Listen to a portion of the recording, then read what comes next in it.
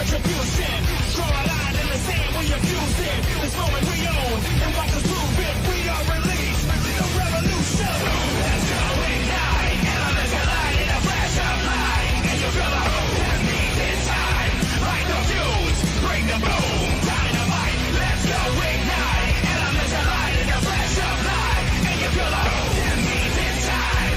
Light the fuse, bring the boom, dynamite.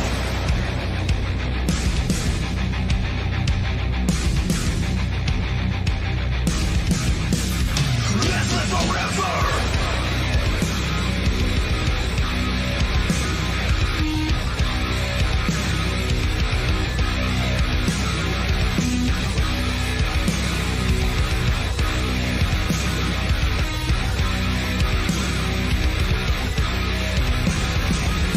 Let's go ignite, elements collide in a flash of light. And you feel the hope that means it's time. Light the fuse, bring the boom, dynamite. Let's go ignite, elements collide in a flash of light. And you feel the hope that means it's time. Light the fuse, bring the boom, dynamite. Let's go ignite, elements collide in a flash of light. And you feel the hope that means it's time. Light the fuse, bring the boom, dynamite. Let's go ignite, elements collide in a flash of light. And you feel the hope that means it's time. Light the fuse, bring the boom, dynamite.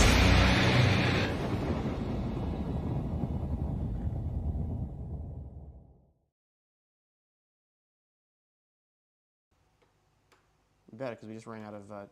Hey, there we go. I think we're live. We're live, pal. We're live, pal. Let me just get a sound reading of the microphones just to make sure we're actually. Yep, I think we're good. Are we good?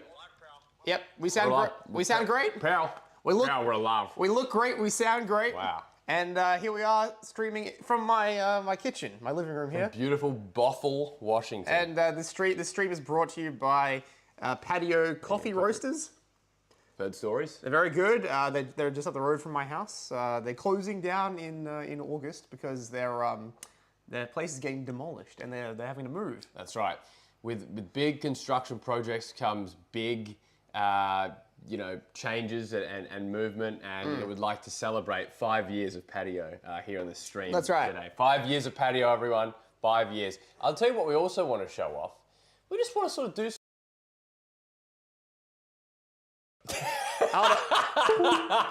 Sorry, he fucked up because he unplugged something. Hold on, wait.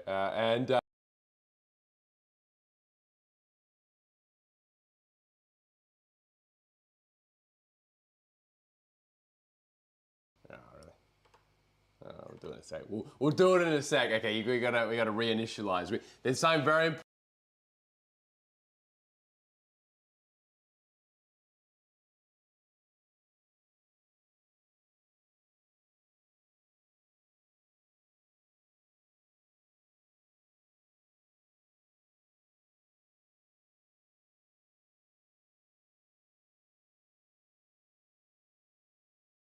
Do have angles. Angle Prickle Wendy. We got angles. There's that one. Oh, Yeah. they're not quite the same. Oh, a slightly different color. That's okay. You know what? We can accept that. Hold on, I'm gonna tweak hard cam a little bit. Good. This is good. This is the preparation for when we jump in. Which we should have done yesterday. Wow, mate, patio. They took their time. Well, no, we could have done that because it would have been a different lighting profile anyway. How's that look? Yeah, you can go a little bit. You can go a little bit warmer. A little bit warmer. Yeah, that's pretty solid. That's not bad at all. Yeah, let's have a look. Not bad at all, really. I think that, okay, it's like basically this one's ISO could probably drop a touch. Yeah. Or exposure. Just a touch, but not a second longer. Like that? Yeah, I think you're good. I reckon you're good. In fact, I reckon you're great. There we go. This is how the hot dog is made, how the sausage is made. Sausage is made. Now, I'm just going to quickly...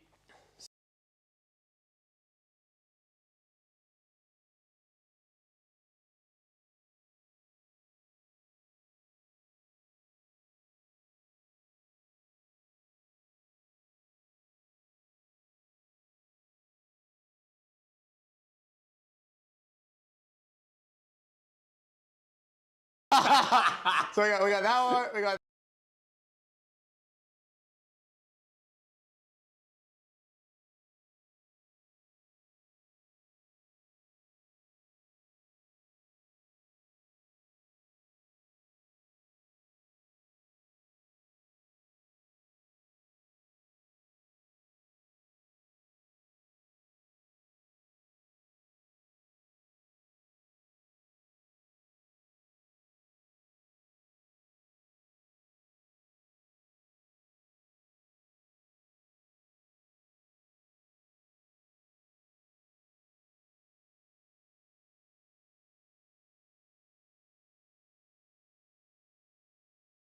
to hardcam. That's weird.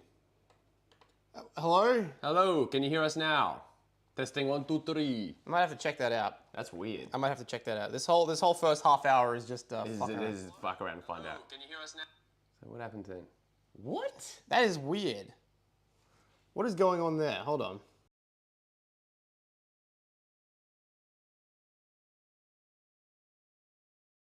Minus 7.9. Maybe it's maybe it's good. There. Ah, there you go. All right, hold on. I think we got it. Hello, can you hear us now? Yeah, I think we got it. I think we got it. Okay, with some angles the audio cuts out. Yeah, well, It should be fine. Okay, now we can. Excellent. All right, cool. yep. I just had it muted. Sorry about that. Yes. So Liam Dacey, where is he? Where's Liam? Hold on a sec. Wide shot. There we go. They can Okay, hear us. excellent. So you can hear us on this one, on this shot. Perfect. You can hear this shot fine. We're desynced. You reckon? Oh god, this is a disaster. Hello. Sync is Sync gone. is gone. How though? How? How and why? Like, Fine. You got, okay. So hardcam works perfectly normal. Right? what the hell? I wonder if that's because of all the three different camera inputs that somehow breaks it. Well, what does it look like? Okay, so hardcam works. There we go. They can hear us. So you can hear. I just had it muted. Sorry about that. Yes, so Liam. Yeah. What the fuck? It's like there's an input delay. I wonder if it's the frame rate of the cameras isn't the same. Yeah. Let me have a look. Have a check. While I will keep it here, so I'll explain it. So, OBS is an audio offset. Yeah, that's true. It does have an audio offset, but isn't it beating the camera? It sounds like it's beating the camera, like it's ahead of it. But I don't know. So Liam Dacey, is it confessed? Clothing optional. That's what we were saying. We thought that was hilarious the first time. Clothing optional at Confest. I believe he will be wearing clothes, but it is optional. So he's not here. Amelia, work, job. Call, airfare, guaranteed. Lowest airfare guaranteed. Jess, where's she at? Also work. What work? Yeah, wait, why are we... What work? Why are we doxing her? Yeah, she's also at work. She also works for a high fidelity company. So she's gone. Fraser is technically, he is in the area, but he has to catch we can't actually drive. So the cast of characters, and Brandon Black, congrats to Brandon Black, he is getting married. But He said he'd show up. yeah.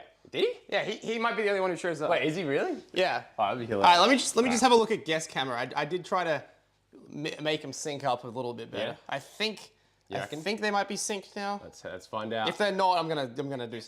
I did try to make them sync. Nope, it's not synced. I think, Okay, so it's ahead. So I think they might be synced now. I guess the problem. Can someone tell us how to fix this? How do we fix this? And how much out of sync is this one? That's the real question. Because what we can do with that, I'm just thinking, because the thing is, it's an input.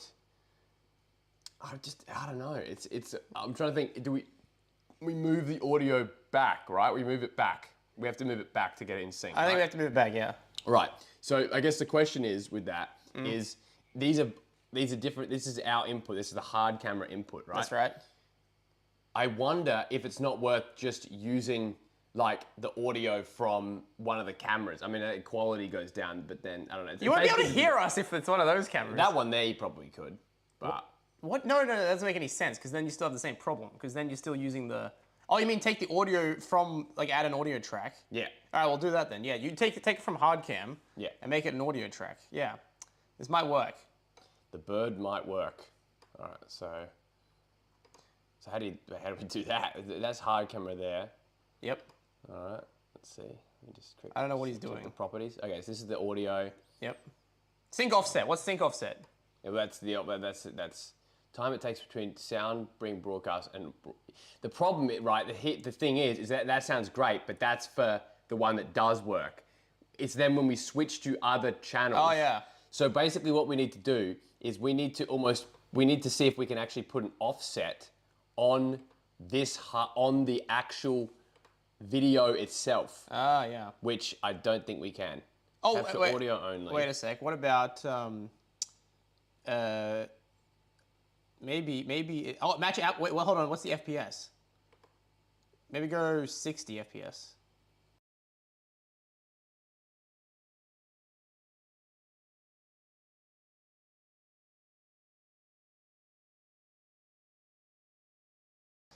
See, look, hard cam's on 60, right? Ah, yeah, I saw that.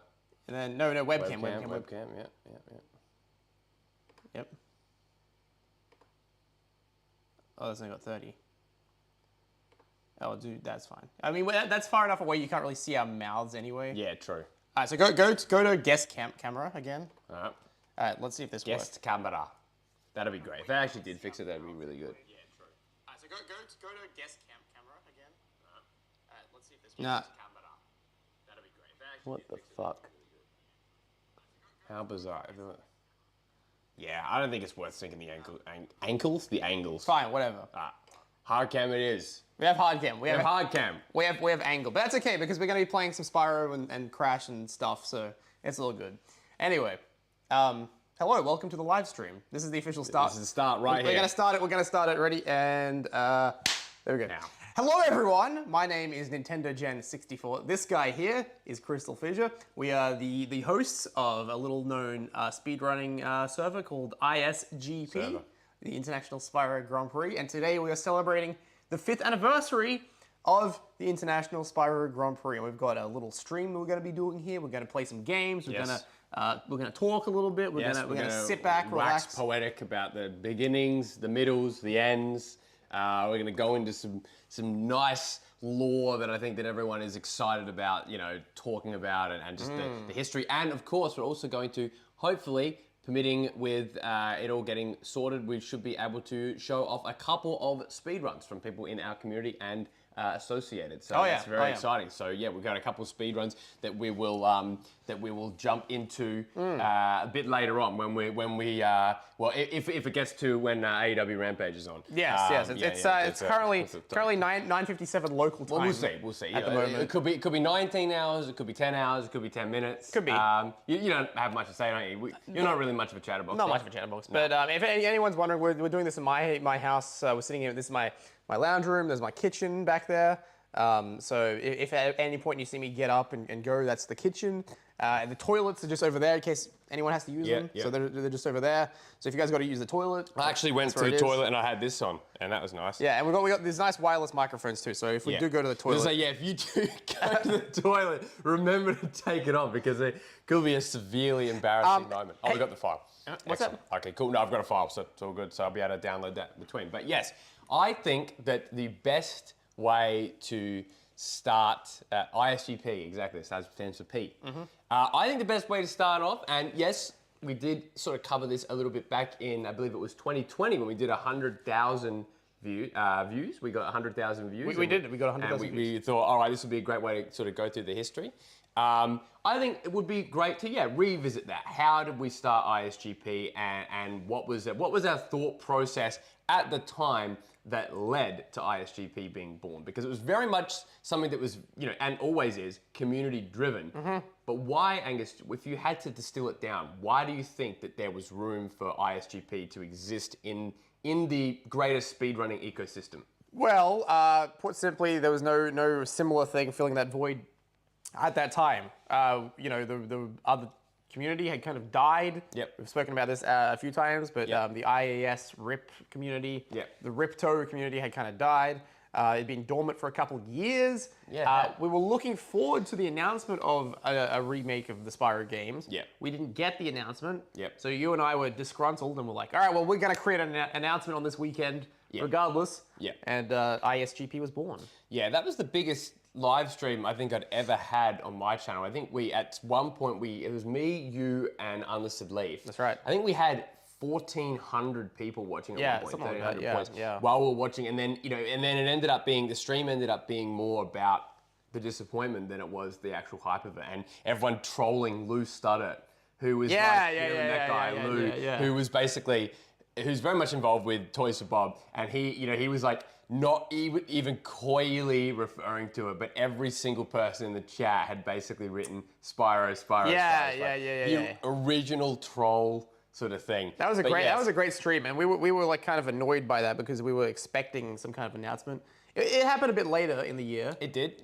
I think it was a week later. A week later? Yeah. It was about a week later. So that was, that was basically around, that was a Thursday morning, I believe, or Friday morning. Friday, I think it was Good Friday. Yeah, I think that's what it was. Which was Good Friday was yesterday, so it's literally. Yeah, it's the way it's gone with that, with the weeks, it sort of shifts on. So it was, Angus had come down. Angus at this point did not live in Adelaide yet. So we were, to do this project, is one of those things where at the time we didn't really think about, it's good to be in the same location. Like it was second nature to us because whenever in the past with IAS, whenever we've done, announcing videos or whatever, we would just sort of go back and forth from people. Yeah. And in fact, you ended up really being that primary face of the very early ISGP with all the wrap-ups. Yeah, well, Liam and I used to do this from my old apartment, yeah. So anyway, we recognized that, there was nothing there. There was no game. We thought, all right, it probably is coming. It probably is going to be some kind of announcement. The rumors were there, but how about we do another speedrunning tournament? That's right. It was actually, it must have been a Saturday or something like that, right? It must have been Saturday morning. Went to go pick up Fraser. Went to go see Fraser, who's in the chat right now. And who's welcome to come over, by the way. He's welcome. Fraser, you can pop in. In fact, it's encouraged. And if you don't pop in, what kind of guy are you? Because you were there, Fraser. You were there at the start of ISGP. In fact, you were in the car when we came up with the name ISGP. I just remembered, the thing is that Angus had come down as well about a month or so prior, month and a half prior, for New Japan Pro Wrestling in the Titanium Arena in Australia, in Adelaide. And that was actually Fraser, that was his first exposure to New Japan. That was my parents' first exposure to New Japan. Yeah. My brother had work, he couldn't do it. But I remember that was probably what led to the term ISGP, International Spyro Grand Prix, as being the front runner choice, and where it sort of came to us like legitimately at the same time. I know everyone loves to be like, who came up with the name? But it was literally one of those things where it was like, we're in the car and we sort of looked like, what could we call this new speedrunning outfit? What could we call this? I don't know, like, what do you got, IWGP? And then we both basically said International Spyro Grand Prix at the same time. It was not like, it was just an instantaneous thing.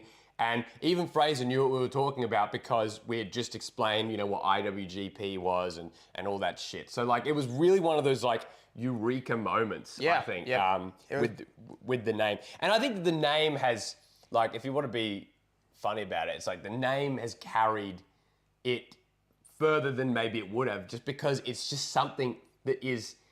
I think it's just it has value. There's something about it that feels prestigious. I like the name. You know what I'm saying? Like it's bizarre. It's like it has this like there's an energy to the name. International Spyro Grand Prix. Grand Prix meaning like race tournament. Yeah.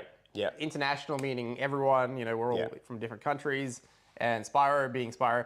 And then I like how we at the start we always proactively decided that if we ever did any non-Spyro speedruns, the S would stand for International Speedrunning Grand Prix. Correct. Which was always kind of like we inbuilt that sort of, obsolescence, if you will. That's right. So we decided to start it up on, funnily enough, on April 1st. Yes, it was not an April Fool's Day. Absolutely was considered by more than 1% of people as being an April Fool's joke. I think we had to say in the video that this is not an April Fool's joke. I think if you go back and watch that initial announcement video, I think we literally said, this is not April Fool's. That's right, yeah. And Bobbledink was looking for the video going, where's the video on April 1? But we actually put it on my channel first, to kind of signal boost it at the time. Because that's the thing, everything that I was doing at that point with YouTube and stuff like that, it was just so popping. Like everything with Spyro and Crash. He was so popular. I was so popular. He was the guy. Very popular. He was the guy. I was the guy. In fact, some people credit Crystal Fissure for getting them into Spyro in the first place. Thank and some people, Thank you. Listen to this, there are people out there Thank you. Who used to play Spyro as a kid. Yes. They stopped playing it. And then one day they found Crystal Fissure's video and they're like, you made me fall in love with Spyro all over again. My childhood. This happened. People say this. Thank you, everyone. Thank you. Yes, that was an honor. It's an honor to be an inspiration to kids everywhere. To children. Crystal Fissure has touched children everywhere. the hearts of children everywhere. The hearts. And it, Just the hearts. Not physically, but emotionally. His soul It's bonded. emotional intelligence. His soul bonded with children everywhere. Anyway, I don't know why I started talking about that. That's But anyway, where were we in the story of ISGP? We were somewhere. Apart from the touching children part. Apart from the touching children's part. After he touched the children's hearts. So, you know, we put the video up. Again, everyone thought it was, like most people thought it was an April Fool's. The people that were sincere, we had to sincere someone that thought that this better not end up like another IS-10. This better not end up like IS-10. Was that Vindictive? That was actually Desert Monkey. Desert Monkey. Yeah, it was like, this better not end up like a fucking another IS-10. Because, look, at the end of the day, the way, and we talked about this a lot in the history of IAS cast thing that we did, the project that's on the ISGP channel. But, you know, with that is that, you know, the last few years of IAS and Ripto had been kind of tumultuous. Yeah. Or just sort of dull. Right? Like, I think that's what happens. Like, it's like, it petered out, as we discussed, and it makes complete sense that it did, because, you know, everyone got older. It was like a transitionary period for a lot of people's lives. So we recognize, like, this is not a diss on Ripto or IAS, at least not yet. Not yet. Yeah.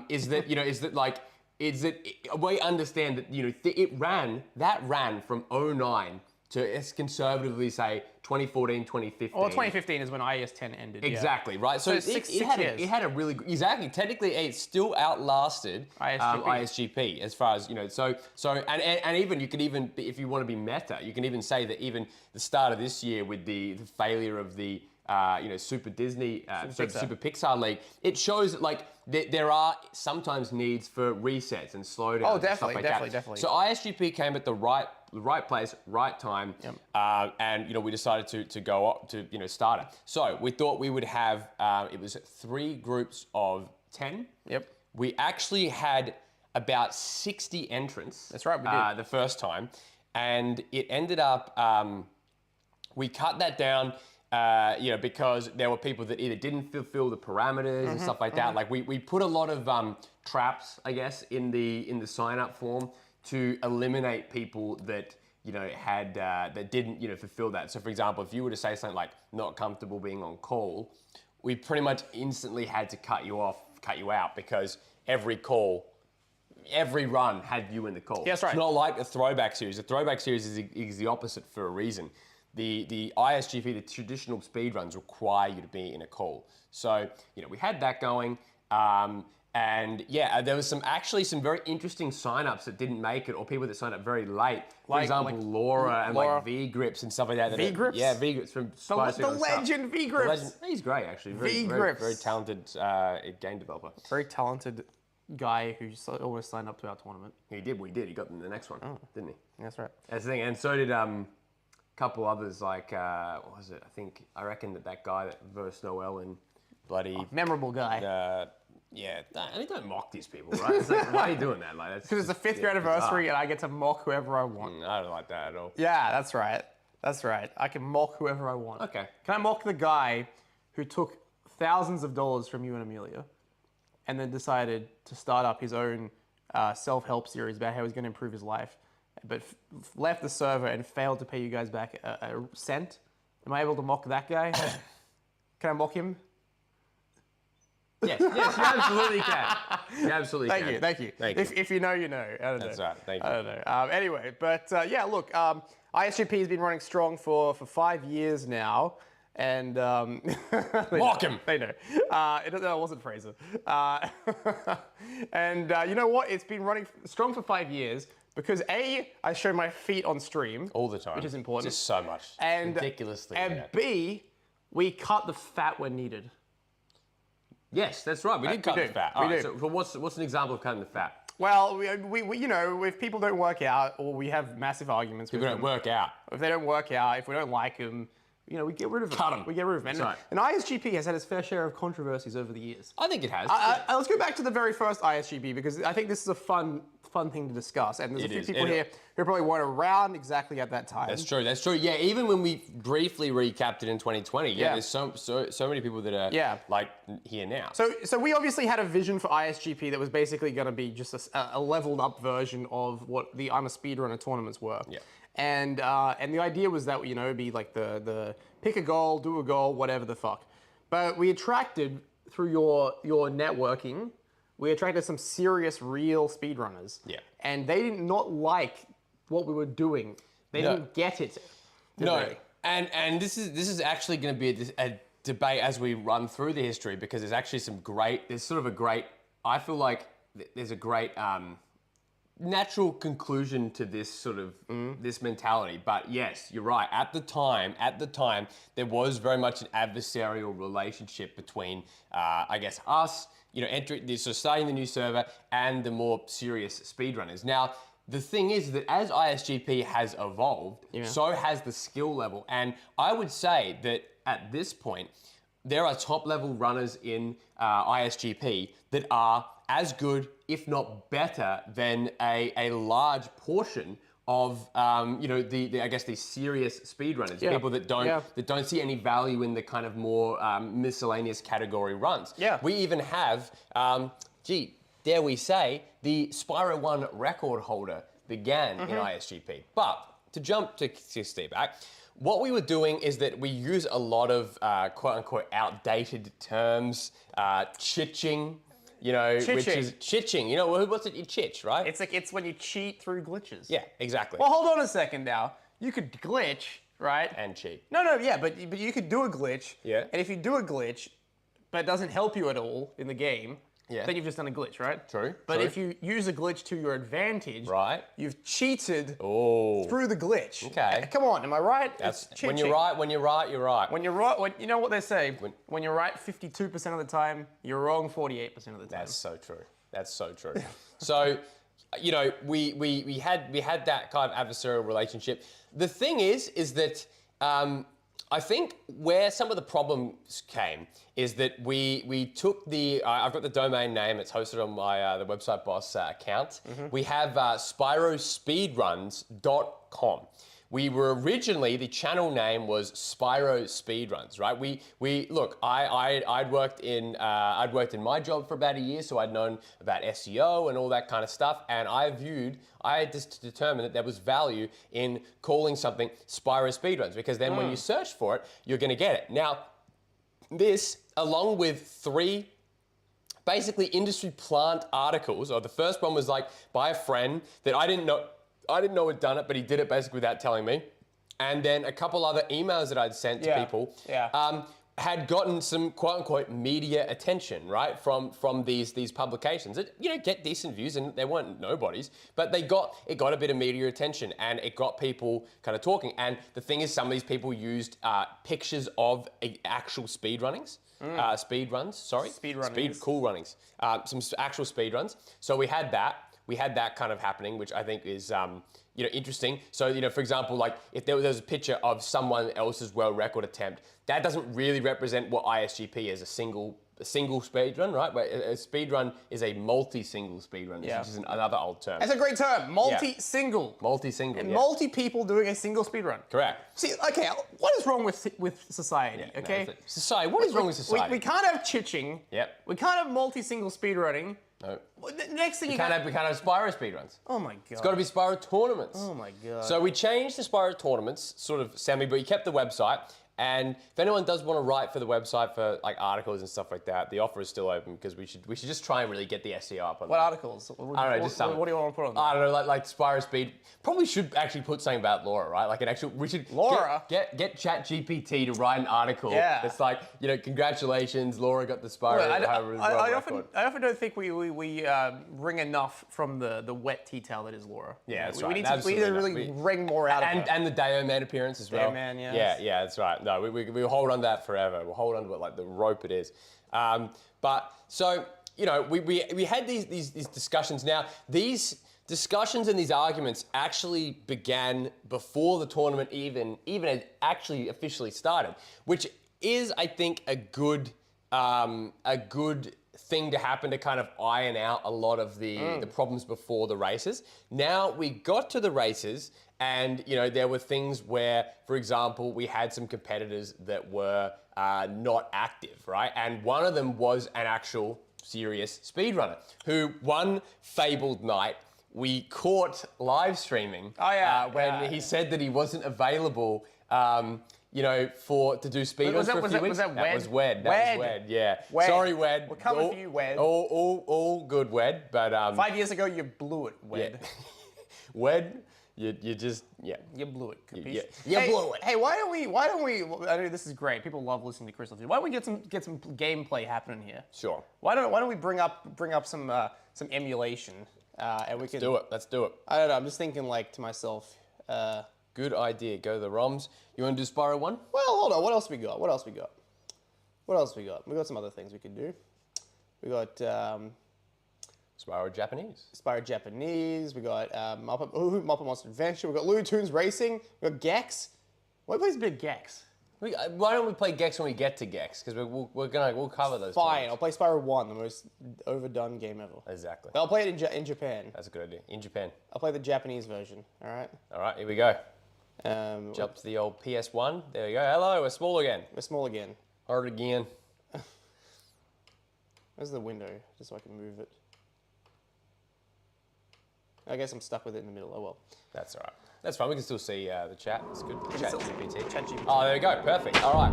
So, yeah, we put people out.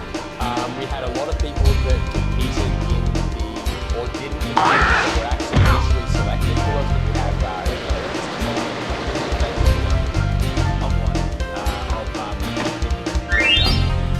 A father. Yeah, father. Oh, they can't hear us over the game.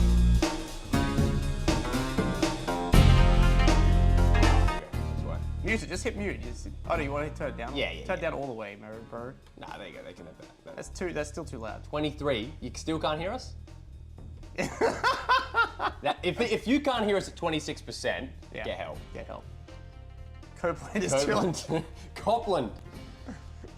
Lads, turn down the game audio. They can't hear us over the gate. Did I say that? Yeah. I don't think Is it good now? That's good. Okay, no, it's good now. Joe Monkey Bet, he says good. Whatever. I'm trying to play Spyro. You don't play Spyro. Okay, so here we go. So let me let's get it up. This guy's really. He doesn't know what he's doing. This guy. I know I'm doing the bit. He's fucking me. Crystal Fissure is fucking me. Angus IDC 2023. Alrighty. They love No this controllers actually. connected. Oh, that's just great. That's great. What are you doing here? That should be What if I unplug it in and plug it in? nice. Well, let's see. It's working. Let's see. No controllers connected. There you go. Hey, there we go. All right, that should be working now. All right, there you go. Oh, you probably got to reset. Reset. it. Just... No, doesn't work. No. Oh, sure, we'll just restart it. It's a good live stream so far, guys. Yeah. What's your favorite part of the live stream? The part where we couldn't get the audio working, or the part where we can't get the game working? It'd be good. It'd be good. This is a good distraction from. Nope. It's very odd. It was working last night. It was. It was. This is why I don't trust PS5 controllers when I play my games. I just like the classic PS1 plugin. Let's see. No config required. Yeah, so that's all right. Take it out. So that's interesting. It's like, okay, start. It's almost like it's Wi-Fi. See? Yeah. Okay. I don't think it is Wi-Fi. Well, it is. Why was it in there when it wasn't? DualSense. What? So I can. Is it? Why was it showing up? So if I turn it on. Oh no. Now you've definitely fucked it. Now that it's on, that will not work now. Now that. Yeah. See, now it's just lost. Oh. Now it's officially lost. Well, that's right. I got other controllers. Just put one of them in. There you go. Close that again. Ugh. I'm really annoyed about the multi thing. That's just bizarre that doesn't work. The cameras? Yeah, that is just irritating. I know. All right, so there you go, 25%. I blame. I don't know what I blame. But yo, we could turn one of them on. Oh, I think I know what it is actually. What it could be. What? We got to make sure analog is on. Now try. Ready? Nope. Oh wait, that worked. Aha, we got it. So I think, yeah, there you go. There we go. All right. Excellent. You can cut that part out of the void. We can't do that. We lost about 100 viewers just now. I don't think we did. No. There we go. All right, well, I'll pull the game up so I can fucking play. Oh. There we go. We're gonna play some Spyro 1 Japanese. There we go. And there we Empty. go. Empty. Anyway, Running on empty food review. what's going on, guys? Welcome to the Let's Play of Spyro. This is the closest thing you'll get to a Nintendo Gen 64 Let's Play in this day and age. Anyway, what were you saying, Crystal Fisher? What were we talking about? So we were talking about the conflicts that we had, the absences that we had, but overall, you know, the amount of energy there was in that first tournament was just borderline unparalleled. It was huge. And the thing is that a lot of the drama and the stuff like that was just funny, you know, like when you look back at it, like there's no, you know, on our perspective, there's no hard feelings on the people that were involved with that and stuff like that.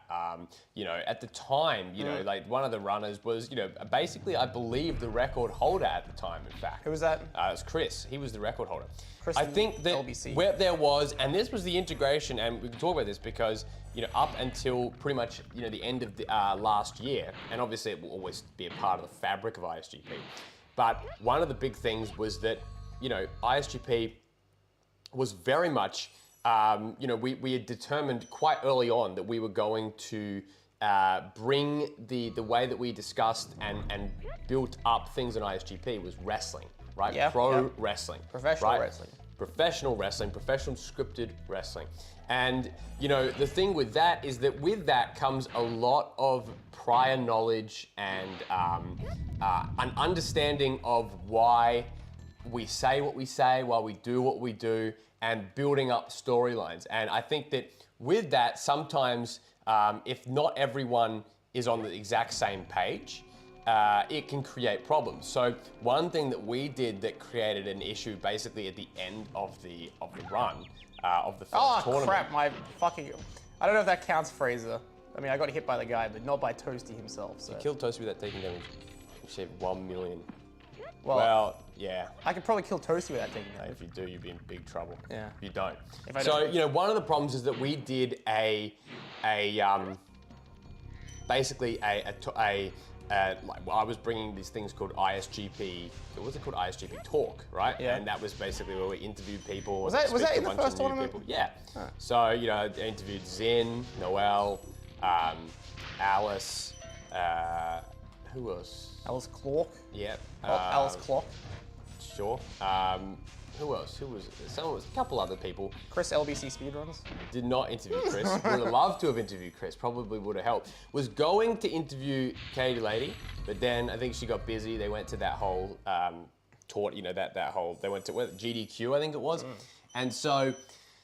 You know, what we did is we sort of talked about, we had an issue with the speed runs with like actually doing what the grand final would be. Oh yeah. And you know, we were was the not whole thing, we were not as expert as maybe we could have been in terms of, you know, articulating the final goal, right?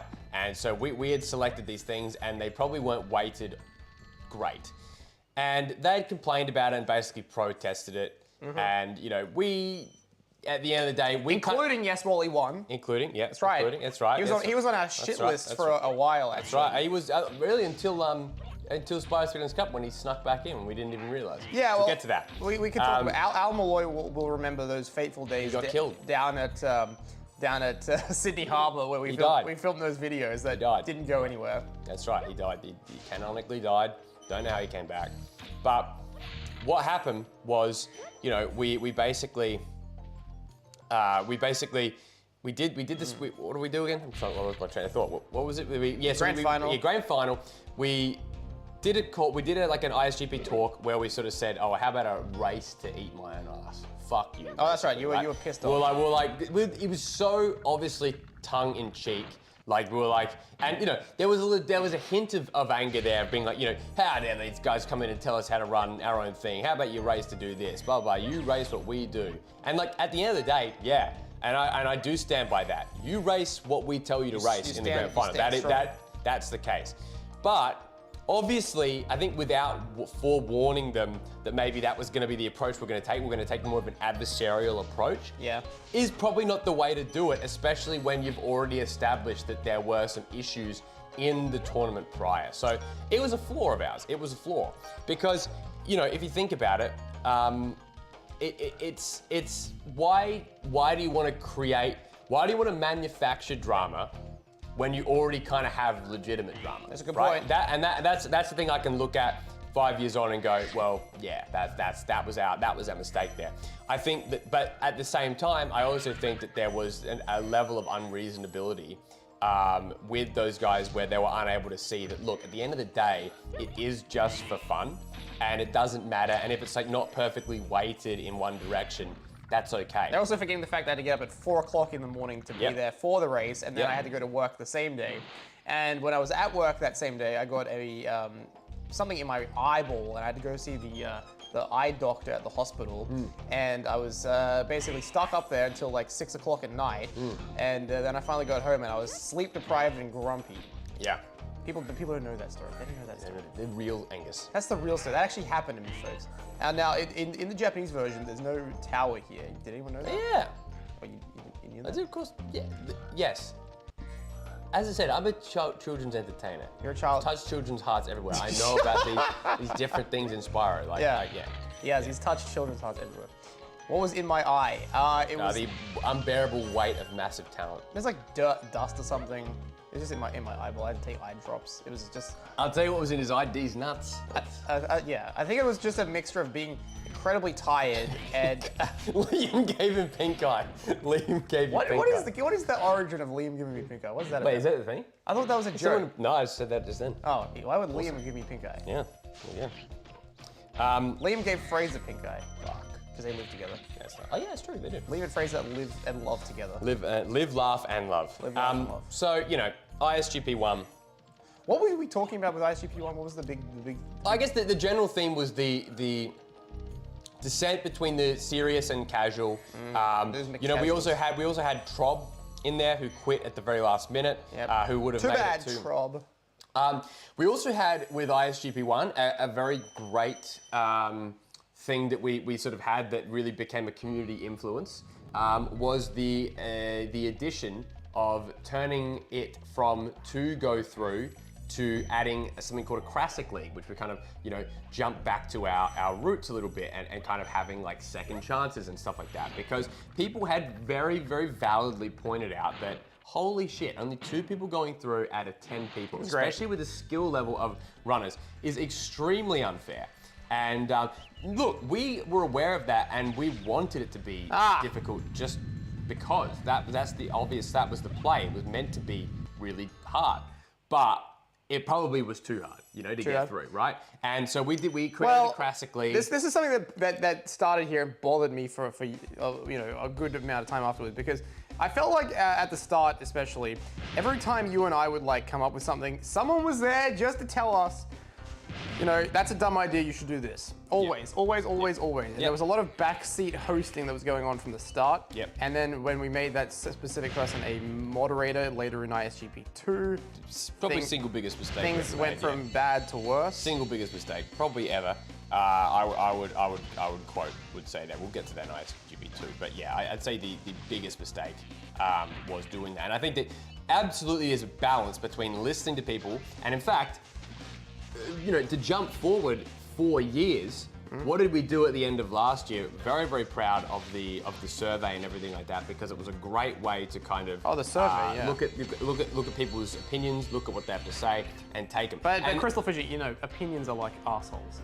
Everyone has one, and most of the time they stink. Most of the time, unless they're mine, because my farts don't stink. Apparently, that's scientifically wrong. Fuck. Well, if that is true, that would be impressive. It's very impressive. I don't think it's true. I'm gonna lean towards it not being true. Actually, you know, Jess's dad. No, no. He for a period of time, his asshole didn't stink because he actually had his rectum sewn up because he couldn't. He had like bowel cancer, so That's not funny. he had to go poo in a little bag attached to him. So technically, his ass didn't stink. Wow. Yeah. Yeah, that's not. Don't give Kev any more ammo, mate. Don't give Kev any more ammo. Kev loves a toilet. Kev. Anyway, so all right. So yes, Correct. Andrew asked, you know, Stench otherwise. You know, yeah, it's one of those things where, yeah, absolutely feedback is valid and feedback is great. But yeah, that's an example though. The Classic League was a great example of enough people making a stink about it to make it be like, well, okay. Kick up we should be doing something. We should be doing something here. Yep. So anyway, did that, had the Classic League. That was basically a conciliatory league. Well, the thing with the Classic League was, if you think about it, it still didn't make actually people... birthed the title, didn't it? It birthed the Classic title, but people also didn't go into the main league. Correct. So we were still pretty harsh, weren't we? We compromised. Yeah, we were, exactly. I think that's a great way of looking at it. Yeah, so you know what?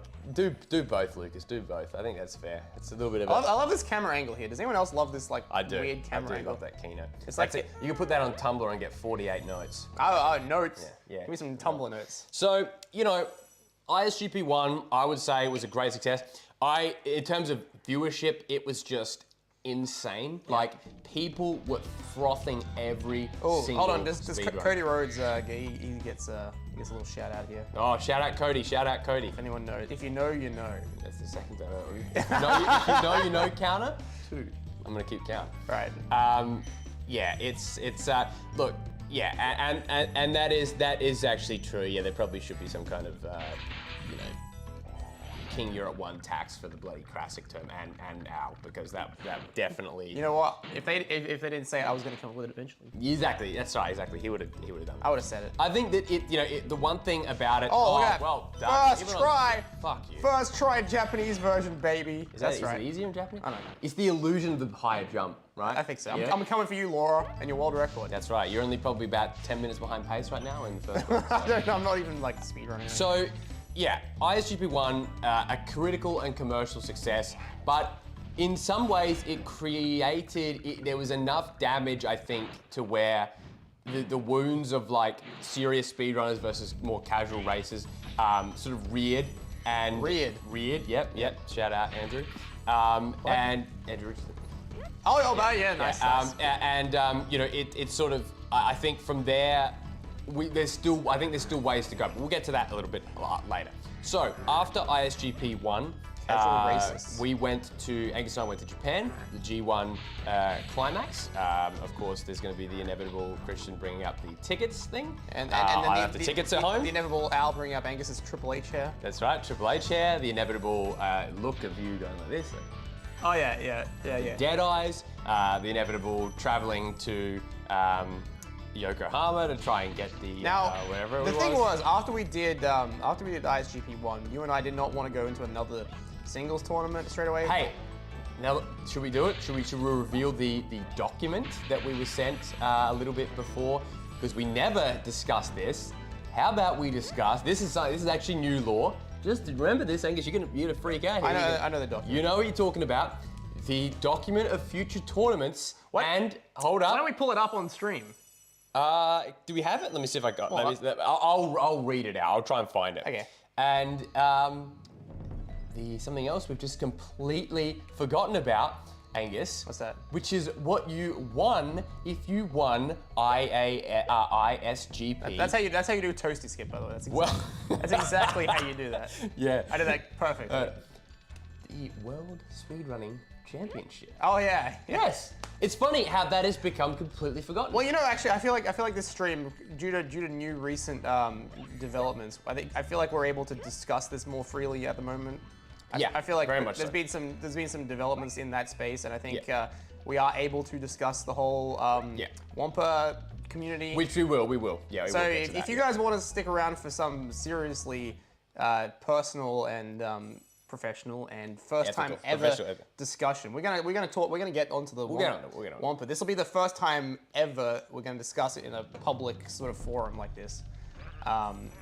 Yeah, mostly just because there's been some developments. It's more just about it feeds into a discussion about the greater speedrunning communities and stuff like that. So it's not like some trash session. No, it's not going to be that. No. But yeah, so it's like interesting because it comes up as part of the history with ISGP 2. But jumping back first before we get to that is yes. So at the time, you know, there were other tournaments that were being discussed. Now, Ratchet 5, Ratchet 5, he would, or Andrew Carroll. that's right, or Andrew Carroll, he would make the claim that ISGP actually kind of took his spotlight from what he was going to announce a Spyro tournament in 2018. Now that ended up being the Dragon Racing World Cup. And this is something that's they've never done a moratorium on this. You know, it's never been discussed. There was never any shame about Dragon Racing World Cup. In fact, we rewarded a win to be Yes Wally's first defense of his title, in fact, with remember with Lyle, beating him in that. That's right, yes. So we never had any kind of adversarial relationship. We canonized the whole thing. Absolutely. With ISGP. We canonized Dragon Racing World Cup, but it kind of existed at a time that really did start to interfere with the end of ISGP 1. Yeah. And now when you look at it, put it this way, it's very interesting. So, to put simply, right, imagine you had two guys who announced the Spyro tournament and it does very well, and about 2/3 of the way through, another guy decides, I'm gonna do a speedrunning tournament of the exact same thing with almost the exact same format and use the exact same people, pretty much. So the big difference was that it was marketed as an everyone welcome. He had a problem with the way that we had cut a couple people out from being able to do it, mainly because of things like, you know, camera pointed at the screen and shit. Like, it wasn't like we were just cutting people out. And like, if you can't be on call, you can't be in the race. So yes, we did have about 60 entrants, but genuinely, of those 60 entrants, about 10 of them weren't even equipped to do anything, right? So really it whittled down, and then, hey, it continued to whittle down because we had people like Avado not be part of it, Wed C not be part of it, right? We had people like have Newen come in. And also Ratchet 5, this is so weird, was, what the hell is going on outside? Sounds like there's rattling. He was obsessed with the fact that we had such a undiverse... Huh? Yeah, no, I'm gonna unlock the door in case Fraser does come. Oh, right. Yeah, sorry, go. You can still hear me. Yeah. Okay. He was annoyed that there was such an undiverse group of people in our tournament because we only had people from like the main countries, Australia, America, and the UK. So he was kind of annoyed by that. So, Crystal Fish. Oh, we could do a Crystal Fish's kitchen here. So anyway, it was Dragon Racing World Cup was basically his version of everything that we did wrong, essentially. Yeah. And so he started it, and then everyone kind of like, he actually did very well. The sign up uptake was pretty good. Yeah, actually. it did well. Yeah, and even in fact, the thing is, and this is what makes it kind of disappointing, is that it actually had Katie Lady in it. Yeah, it did. Right, and she did well. She did. I believe got to pretty much the end. It had some people that didn't join ISGP that we always were kind of like, why didn't they join? Like Mr. Finland Boy. Fuck Mr. Finland Boy. Yeah. For the record. For the record. Fuck Mr. Finland Boy. That's correct, actually. I have no problem saying I don't like Mr. No, Finland you're early, Carrie. You're finally early. I actually don't like Mr. Finland Boy. I reached out to Mr. Finland Boy last year or the year before, and on a very good personal, like, wanting to reconnect with him, he just completely snubbed me. So, fuck Mr. Finland Boy. Carrie's only been going for 55 minutes. Can we just to validate me, can we get a hashtag fuck No, Mr. that's not, stop. Yes, stop. hashtag, You're a cunt. hashtag fuck Mr. Finland Boy. Yeah. And I wanted to find out about that, so he comes and actually responds. No, he's got you blocked, so you won't know. He won't know, yeah. Yeah. So anyway. All right. Anyway, look, well, that guy sucks. Anyway, so there's a couple people that suck. So anyway, when when the Finland kitchen, when boy, what? What? Thank you. Yes. So all right. Anyway, we're jumping. This is the funny thing, is that the way the timeline works, you're all very confused, but it's hilarious because I'm confused, and I was there. It is confusing. Now, so what had happened was we wanted to integrate with we just call it the Ripto community. Right? We wanted with integration, not segregation. Integration, not segregation. That's correct. We wanted to have an integrated community with them, and so we thought that check this out. It's his bum. Oh my god! Oh my god! Look, he's mooning me. Oh. Guys, he's mooning me. Guys. Jesus Christ. He's got a fucking fat ass. Jesus Christ, You're a guys. fucking fat Jesus ass. Christ, this is unbelievable. How'd they put this in a children's video game? Last thing, it wouldn't be allowed now. No, you can.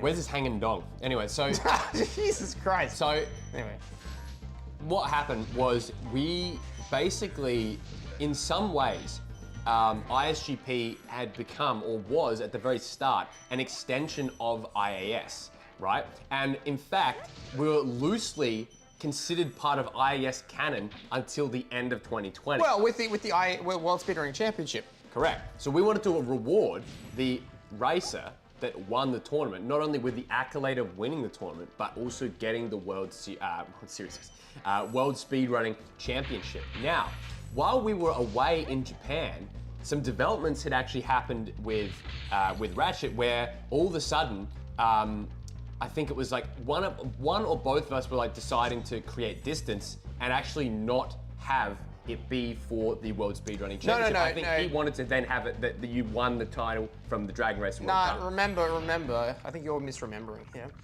We actually decided at the end of ISGP that the winner of ISGP would become the World Speedrunning Champion and the first ISGP champion. That's right, yes. And the reason we did that is because we wanted to be able to promote our own top championship, but also have him be part of the IAS canon. Yeah. So we created the title. So Wally was technically dual champion at the end of ISGP 1. Correct. So yeah, so he was both. Now, but at some point, Ratchet had wanted to create that distance again, right, by having the Dragon Racing World Cup winner be basically champion, right?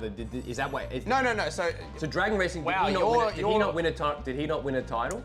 No, so Wally won Dragon Racing World Cup. And he did not win the World Speedrunning Championship? Yeah, he already had it. So he kept it, okay. He kept it. So the way it worked was that Ratchet 5 wanted to promote the the Dragon Racing World Cup, right? So he had Dragon Racing World Cup, and because that was part of his Ripto thing, the RIP tournaments, this is so like geeky, but anyway. Because he wanted it part of the canon, the extended like IAS, Ripto, running in the past canon, because of all that, he wanted to promote the world, like he owned the World Speedrunning Championship basically. Right. Like that was owned by him as part of the, the greater IAS lore.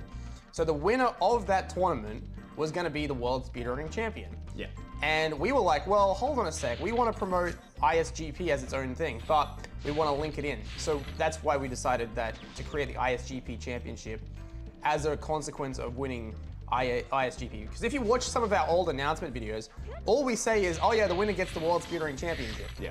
Right? And we actually made a big deal about that. And actually, if you watched the video, the grand final, we actually opened up with a historical like look back at the past World Speedrunning Champions. That's true. Anyway, so then that whole thing happened. We created the ISGP Championship so that we could promote it as well. And even if Wally did lose the title, the World Speedrunning title, we still had him as our top champion as a recognition of winning ISGP 1. Yeah. Anyway, that's my long-winded explanation. That's good. No, that's really well remembered. And so what I've got the document here, which is Ratchet 5's Dragon Racing World Cup soapbox. Oh yeah. So this is where he's talking about all the different tournaments and stuff like that. So he wanted to sort of join the ISGP team, and I'm sort of paraphrasing here, not as a traditional role. Definitely not a figurehead, or at least the main figureheads. I'm mainly asked to be around for the decision process and have access and contribute to official matters. This means I will share the cost of the tournament as well as need be. I do not require to be a moderator on the Discord server, or at least a known moderator. Being recognized as a host is much less important to me than gaining the abilities of a host, although everything I would do would be under the permission with the consult of the other host. I'm not interested in gaining the kind of power I had in tournaments such as IS 9 or IAS 6. Could be a coordinator and will be absent from update videos or announcement videos. You could say, introduce me as Ratchet 5 to help a bit with the logistics of the last tournament, so we've got him on a sort of coordinator role. I'll be happy with that. However, at the same time, my crudeness will definitely be put on hold during the tournament. My goal goal will not be to pick fights or cause drama. I feel like when you're hosting a tournament, you should not be up to the same strict standards when you're hosting it. And even though my reputation is shaky, I highly doubt anyone would reconsider joining because I'm involved somehow. Interesting take. Now, this was 2018, by the way. I want to point this out. This was before anything happened crazy shit. The reason why I bring this up is because we're actually talking about the World Tag League next, right? And so this is what's happened. So this was sent around sort of middle of the year, and basically before the end of ISGP. Yeah. So basically, this is what he had an idea of making ISGP be in the future, right? And it was very, very, look, it was ambitious. And I don't dislike particularly all of this. And then I'm genuinely not bringing this up as a diss on him. Logistics droid. Yeah, you should. You do a really good job with that. So, here was his plan. July 15th to mid to late August would be the Dragon Racing World Cup. Yep. We would then have the Spyro Tag Team Championship, which is STTC, mid to late August to late September, hopefully before Reignite is released. 16 teams of 2. Probably single elimination would be the best idea for this tournament. In an experiment, it is an experiment and much harder to organize 4 people for every race vs 2. It also makes the tournament much shorter. Restricted to people probably in ISGP. This could be changed in later incarnations. I'll have not as much of a greater role as in Dragon Racing World Cup, but I doubt this tournament will be the same amount of organization. He then wanted to do the Spyro Reignited Runners Tournament, SRRT, early October to late November. Oh. You'll probably get a good number of people entering this, and I don't know whether this should have groups or just be single elimination. Either way, my role on this one will probably be a background. RIP 2, Too Fast, 2 Reptilians. Oh, yes. December 9th to just January 20th. So that was an attempt at redoing RIP 2. Well, that was the Croc tournament, right? Yeah, 2 Reptilians. Jesus Christ. Hosted solely by me, unless you want to have some kind of investment. Probably going to be small scale, not too much to say on this one. Probably there should be a little break. Don't you love, by the way, how he starts off by saying, I'm not going to host any of this shit. Too Fast to Reptilians. Hosted by me. Like, what? Then, it keeps going.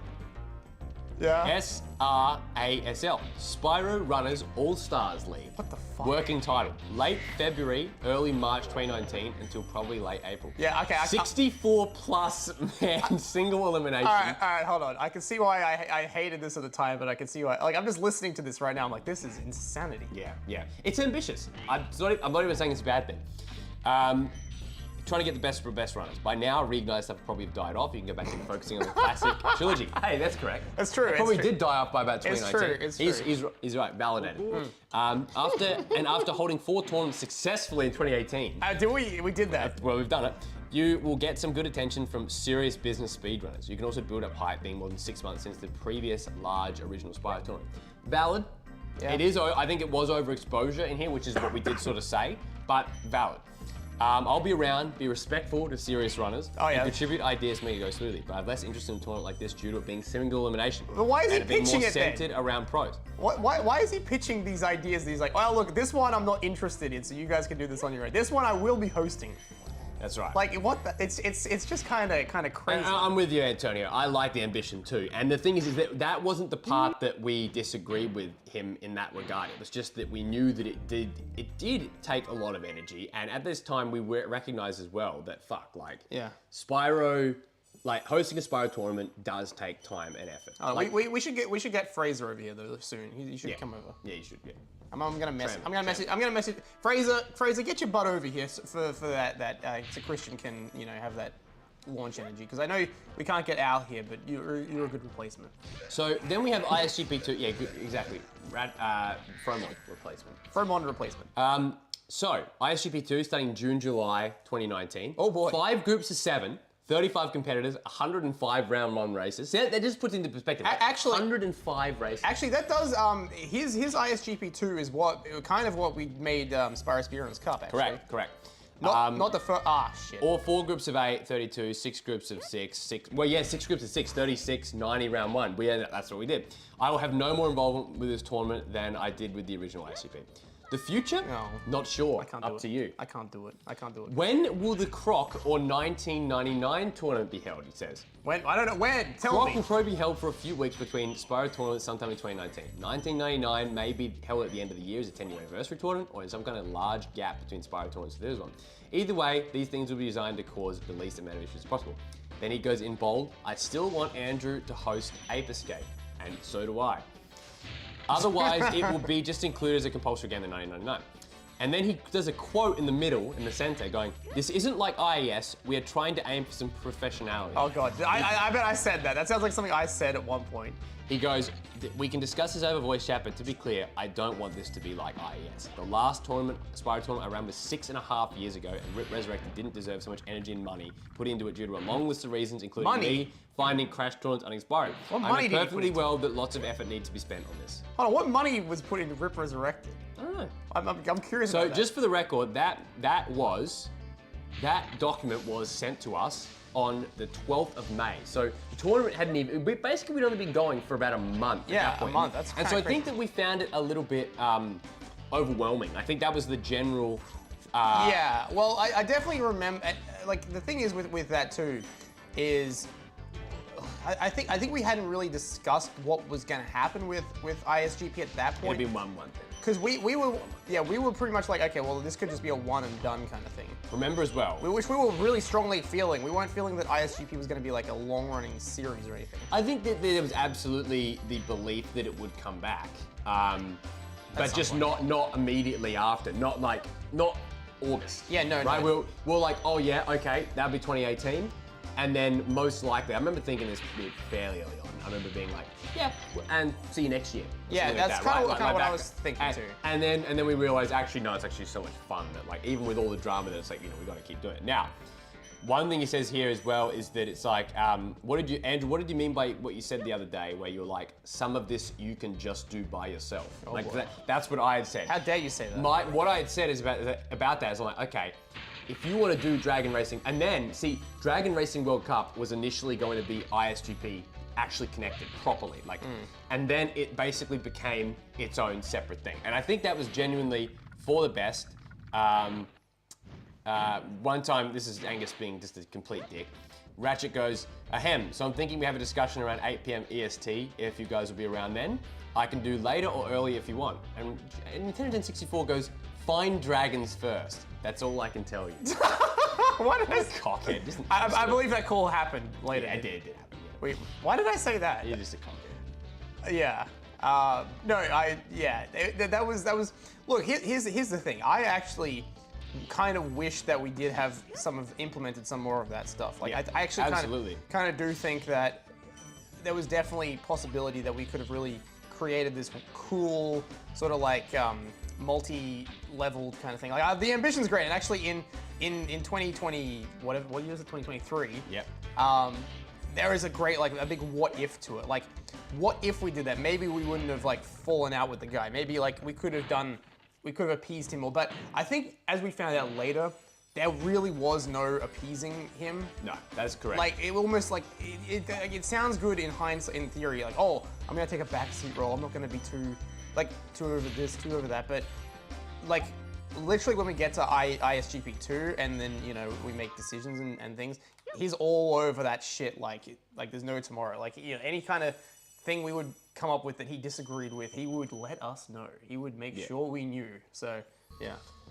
So we had a discussion, sort of bit of an argument in July about the speedrunning championship, where he had said that he wished that I DM'd him plans about the plans instead of having an outburst, a public outburst. I think this was about. I think I had made some comments about the World Speedrunning Championship, about how it's like, what the fuck. And You didn't like the World Speedrunning Championship, like, ever. From what I recall, you hated the idea of it because you it's not really a title, it's not really a championship, it's you win it in a tournament. I don't see why you should count. Correct. My problem with it was that it's like, even though I ended up being the longest reigning, right? It's like, it was just, it was. I remember you had lots of problems with the World Speedrunning Championship. Yeah, so. Because that was like my thing. Like, I liked it and I kind of created it retrospectively. You did. And then Andrew, Carol, and we spent a lot of time going through and finding the specific dates that tournaments ended on, and like. Yeah, I think it was like a fun thing that you two did. I think that's what it was. And it's not that I disliked it because you guys did it. It's just more. Because we didn't recognize it as being an official thing until, and Al Malloy will remember this one fondly, IS6, when we had the two winners of the tournament. We had Rabid and Al, and actually it was the great way to settle that because we recognized them both as the champions. Yeah. And that was the first time we actually recognized a title holder, like, I love that. proactively, right? I love that. And it was great. It was great, and it worked out really well. And it kind of, when we came to it, we're like, wow, okay, that actually was a great decision. It was a great decision. we can recognize both of them, and we can recognize like the first one happened, and then we can recognize the second one happened, and it kind of solves all the problems. So there's a comment that you made here on the 15th of July that says, the Classic Speedrunning Championship is not to be determined in a guessing competition first and foremost. It is a secondary/consolation prize to be won in our line of tournaments. Yeah, that's right, because he wanted to do a trivia competition in the Wampa tournament, the Wampa server. Yeah. And he wanted the winner of the trivia tournament to be given the Classic title, despite the fact that the Classic champion might not have even been defending it in the trivia competition. So did the first Wampa Classic happen in 2019 or was it 2020? 2019 was the first Wampa Classic. All right, so what happened here, and we're finally, by the way, the next steps will be a lot quicker than this. I know this is just because it's new law, right? That's why it's spending so much time on it. But this is actually what led to the initial split between the Wampa community, or really the creation of the Wampa community, really, and the ISGP community. And the Wampa community was kind of the IS community. So what had happened there, I remember this now, is that what had happened is that, yeah, he wanted to use that Classic. We basically reclaimed ownership, or rather affirmed ownership of Classic. Yeah. We were like, we don't want it to be a fucking guessing game. We want it to be a consolation prize. Remember as well, he kicked up a stink about the Classic title because he was the one who pushed for Forgo through. Correct. And so he reckoned that he kind of, in a roundabout way, kind of created the title. Correct. Do you remember this? I remember having serious arguments. I know this sounds so ridiculous because it's children's video games speedrunning, but like I had serious arguments with him about this. I was like, you didn't create it, just yes, okay, we did the Forgo through thing, but that's us compromising for you. Yeah. That is your consolation, not that you get to create the championship and determine how it works. Do you want a glass of water? Sure. Yeah. Yeah, I'm with you. I just want to tell you can hear it. It's brilliant. How good's this? Look at this. Yep. Hey. That's how wireless microphones work. How good's that? All right. Crystal Fisher just learning how wireless frequencies work. You know what? I'm going to pause this for a second. I'm going to pause this. We'll come back to this in a sec. But I had this great idea that what I could do, if the cameras are out of sync, Yeah. what we can do is we can finally do the turtle cam idea. Oh yeah. Good idea. So There we go. Oh. Alrighty. Check this out. Check this out. If we go to guest camera, introducing our special guest for this part of the stream, it's the turtle. Oh, Look at my god. Look at him. Oh, that's too cute. There he is. There he is, the man, the myth, the legend. Yeah, turtle cam. We have turtle cam. Look at him. Oh, that's great. That's actually great. Look at him. He's in his like. See that? That's He's looking at us. That's the basking dock I made for him. He's basking at the moment. Yeah. Let me do something else for a second. Here we go. Let's see what's gonna happen here. Let me see if I can like pick it up. Bask in his glory. Oh, hold on. Sorry. Bask in his glory. Is he there? For There is he is. limitless. There he is, Fred Boy. What hath the Fred Boy been do? Wait, I'm trying to get like in the. There he is. Hey, buddy. He's very cute. He's 20 years old. This guy. He's a 20-year-old turtle. Hopefully he goes. Which is actually young, by the way. Which is pretty young for turtles. Yeah. Yeah, he's doing If well. he goes in the, I'm trying to. Let's see if I can coax him out. No. No, you know, let him bask. Let him bask. He's been up there all day. Let him But cook. I built this like basking area here for him. That's good. Yeah, get it there, because then if he jumps in, you will. Oh, well, yeah. Well, I guess we won't. Yeah, we won't see. If he jumps in, I'll fix it up. Anyway. Yeah, I'll keep a look at him. So anyway, so when we so with the Classic stuff is that, and again, first time ever discussion of this, which has just been great. It very much is one of those things where I think it did create a bit of a gulf that. Yeah, in some ways never recovered, even though I think both sides would never really concede that was something.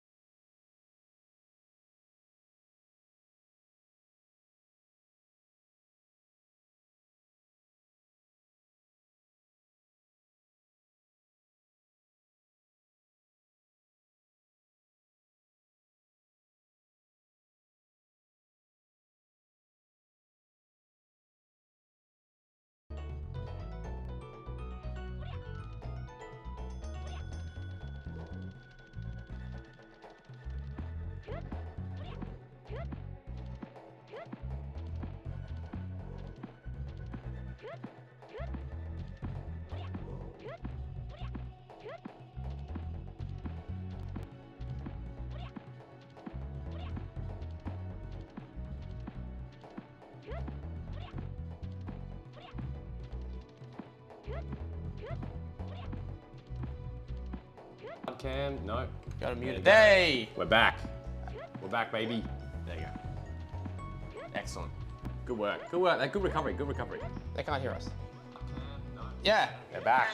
We're back. Awesome. All right. So, This is good. No, but what I was going to do, look at that. It's hidden into a wall. I was going to go add a source, Okay. video capture device, All right. add source, Yeah. guest cam. Ooh. A little down there. Yeah. Nice. Very good. There you go. That's good. Well done. All right. Stop banging your head. All right. So, you say that we're okay with the World Speedrunning Championship being defended, but the Classic one is going to be different in terms of multiple title defenses throughout the year. I wish you would have asked first. There he goes. End of story. Meh. I came up with the idea as a thing given to arbitrary things, but I guess if you don't want it to be not for non-speedrunning things, that's fine. That was, yeah, he never asked us, by the way, Yeah, about that. Because I remember being quite annoyed that he had just said, yeah, the Classic title is my title now. Yeah. Because he assumed that everything that we came up with was just for the greater ISGP community. Yeah. Which is obviously not the way it goes. But anyway. I really hope Fred goes in the water, by the way, because that would be awesome. Yeah, it'd be so good. So anyway, so looking at this, they did look at this links in world keep. What the hell's that? Yeah. So anyway, that's that, and yeah, ISGP 1 ended. It ended with some of the serious speedrunners leaving, and then while in Japan, we really started to get behind the idea of doing a tag team tournament. No, before we went there, because we actually announced the tag team tournament in Japan. Oh yeah, that's right. We did announce it. Yeah, yes, we announced it in Japan. Obviously, the plan was to announce it actually in Japan. We did a whole video about it. We did like a cool walk thing, and yeah, it was fantastic. So that was really great, and we really wanted this to be, again, kind of falling in line with what Ratchet's vision was, like a smaller tournament. Obviously, he had it as like 16 teams. We ended up having it. We ended up getting 8 teams, yeah. right? Which, well, 16 people. yeah, exactly. Ended up getting 16 people. So great teams like who could forget Pump Up the Jam, Spyro Jam, and Lyle, and Second Impact, myself and Liam, Christian and Fraser as God's chosen people. God's chosen people. Yeah. We just let that in. Well, what's their commonality? What color skin do they both have? God chose God's them. chosen people. God chose What color them. eyes do they have? I don't know actually. I don't think they have this. I think Fraser's got like hazel eyes. I think they don't. Yeah, they're blue. The Supreme Gentleman. Oh yes. Yeah, that was one of which, not Game Cindy, owes me money. yeah. One of the Supreme Gentlemen owes you money. Yeah, can you imagine I just left it that and then, like esteemed friendly mod, Connor David, just owes me money. Imagine that if just Connor just owed me thousands of maybe dollars. he owes you for that Coke you might have bought him in Ireland. Maybe. Yeah, I probably bought him a Coke in Ireland, probably. Probably. Yeah, no, but you know what? His dad bought me a pint of Guinness. You had a whole Good old pub Paddy. lunch. You Yeah, got he your did, pub lunch. yeah, that's right. Bob lunch. Bob lunch. So anyway, so we decided to jump onto the tag tournament, and this was, smaller scale, kind of fun tournament that we ran. Basically, to me, it's very much, very much remembered by the brilliance that was the three-way dance triple threat. Oh, I couldn't run. believe we pulled that off. Yeah, one of the greatest runs I think ever done in ISGP history. Which was our team versus your team versus Cameo Demanio and The recently engaged. Insomniac Anvil. Yes, he's married. He's Married. married. Recently pregnant. Insomniac Anvil. Wait, he's a prison Well, person. he is impregnated someone. Bring back New Zephyr. I love those Yeah, guys. New Zephyr are great. New Zephyr for the win. Who remembers New Zephyr? Give me like the New Zephyr emoji. Do you remember when I erroneously accused Cameo Demanio of leaking messages from ISGP? I remember that. I was like, it's convenient that you left. And yeah, one of my biggest L's. That was definitely Max. Smoking on that L pack. Yeah. Yeah, Max. Jeez. Fucking hell. So anyway, basically, that run was the reason why I bring that run up specifically was because one, myself and Alice won. It was fantastic. Yep. And secondly, it resulted in really one of Liam's most pivotal moments in his life. Oh, and something that is pretty much like actually a part of him, and not to throw him away too much, probably has been discussed with a licensed professional, because not because of anything that happened that was like so bad to him, but rather the disillusion of a relationship. So Liam was in a relationship. This is the greatest thing. Liam had this girl that he was, he was with. And, this speedrun had come at a very inconvenient time for him. But it was the only time that worked for New Zephyr. I gave him lots of notice. Lots of notice. This was late at night for New Zephyr. Yeah. They actually traveled. I believe it was Cameo to Manio had actually driven to Insomniac Amble's house. It was almost 12 o'clock at night when it finished, I believe. It's like a Sunday night, by the way. Yeah, Sunday night, work the next day kind of stuff. And basically what had happened is Liam really just needed to get this done and go. And about halfway through the run in Autumn Plains, and he wasn't looking at it, he wasn't listening to the music for a solid minute. He was listening to the music for a solid 10 minutes. And at that point, you would definitely start to fall off trail to third place. Yes. By a decent amount. You'd notice this, and people had noticed this. And so you would thought okay, I'm gonna check up on Liam. What the fuck is going on? Now you were there. Tell us what was happening. Tell us what was actually going on at this point. Well, he was having a big argument with his girlfriend, actually, about something. I don't know what they were arguing about. It was to do with you. It was to do with the race. No, there was some other argument. No, she was there. Basically, I said, no, this is before the race, right? Yeah. Before the race, I said, okay. We had planned this, Liam. We have to do the race right now. What's going on? And he's like, oh, but Kelly's here. I'm like, Kelly can go home. We have to do this race. You've known it for this for a week. Not that, no offense, but we got to do this race. Anyway, so then I came in the room. They were having a discussion about I think me. She's like, why didn't you stick up for me when your brother told me to go home? And then I'm like, I didn't tell her to go home. I just said she can or she can stay here. I actually did say she could stay here while you do it. Yeah. I just need you to do this half-hour race. And then Liam. He's never been really mad at me before, ever. Yeah. But he was really pissed off at me for this. And I think because of her too. Anyway, so she left, and then he didn't talk to me for a day or a week or something like that. Yeah. It was a decent amount of time.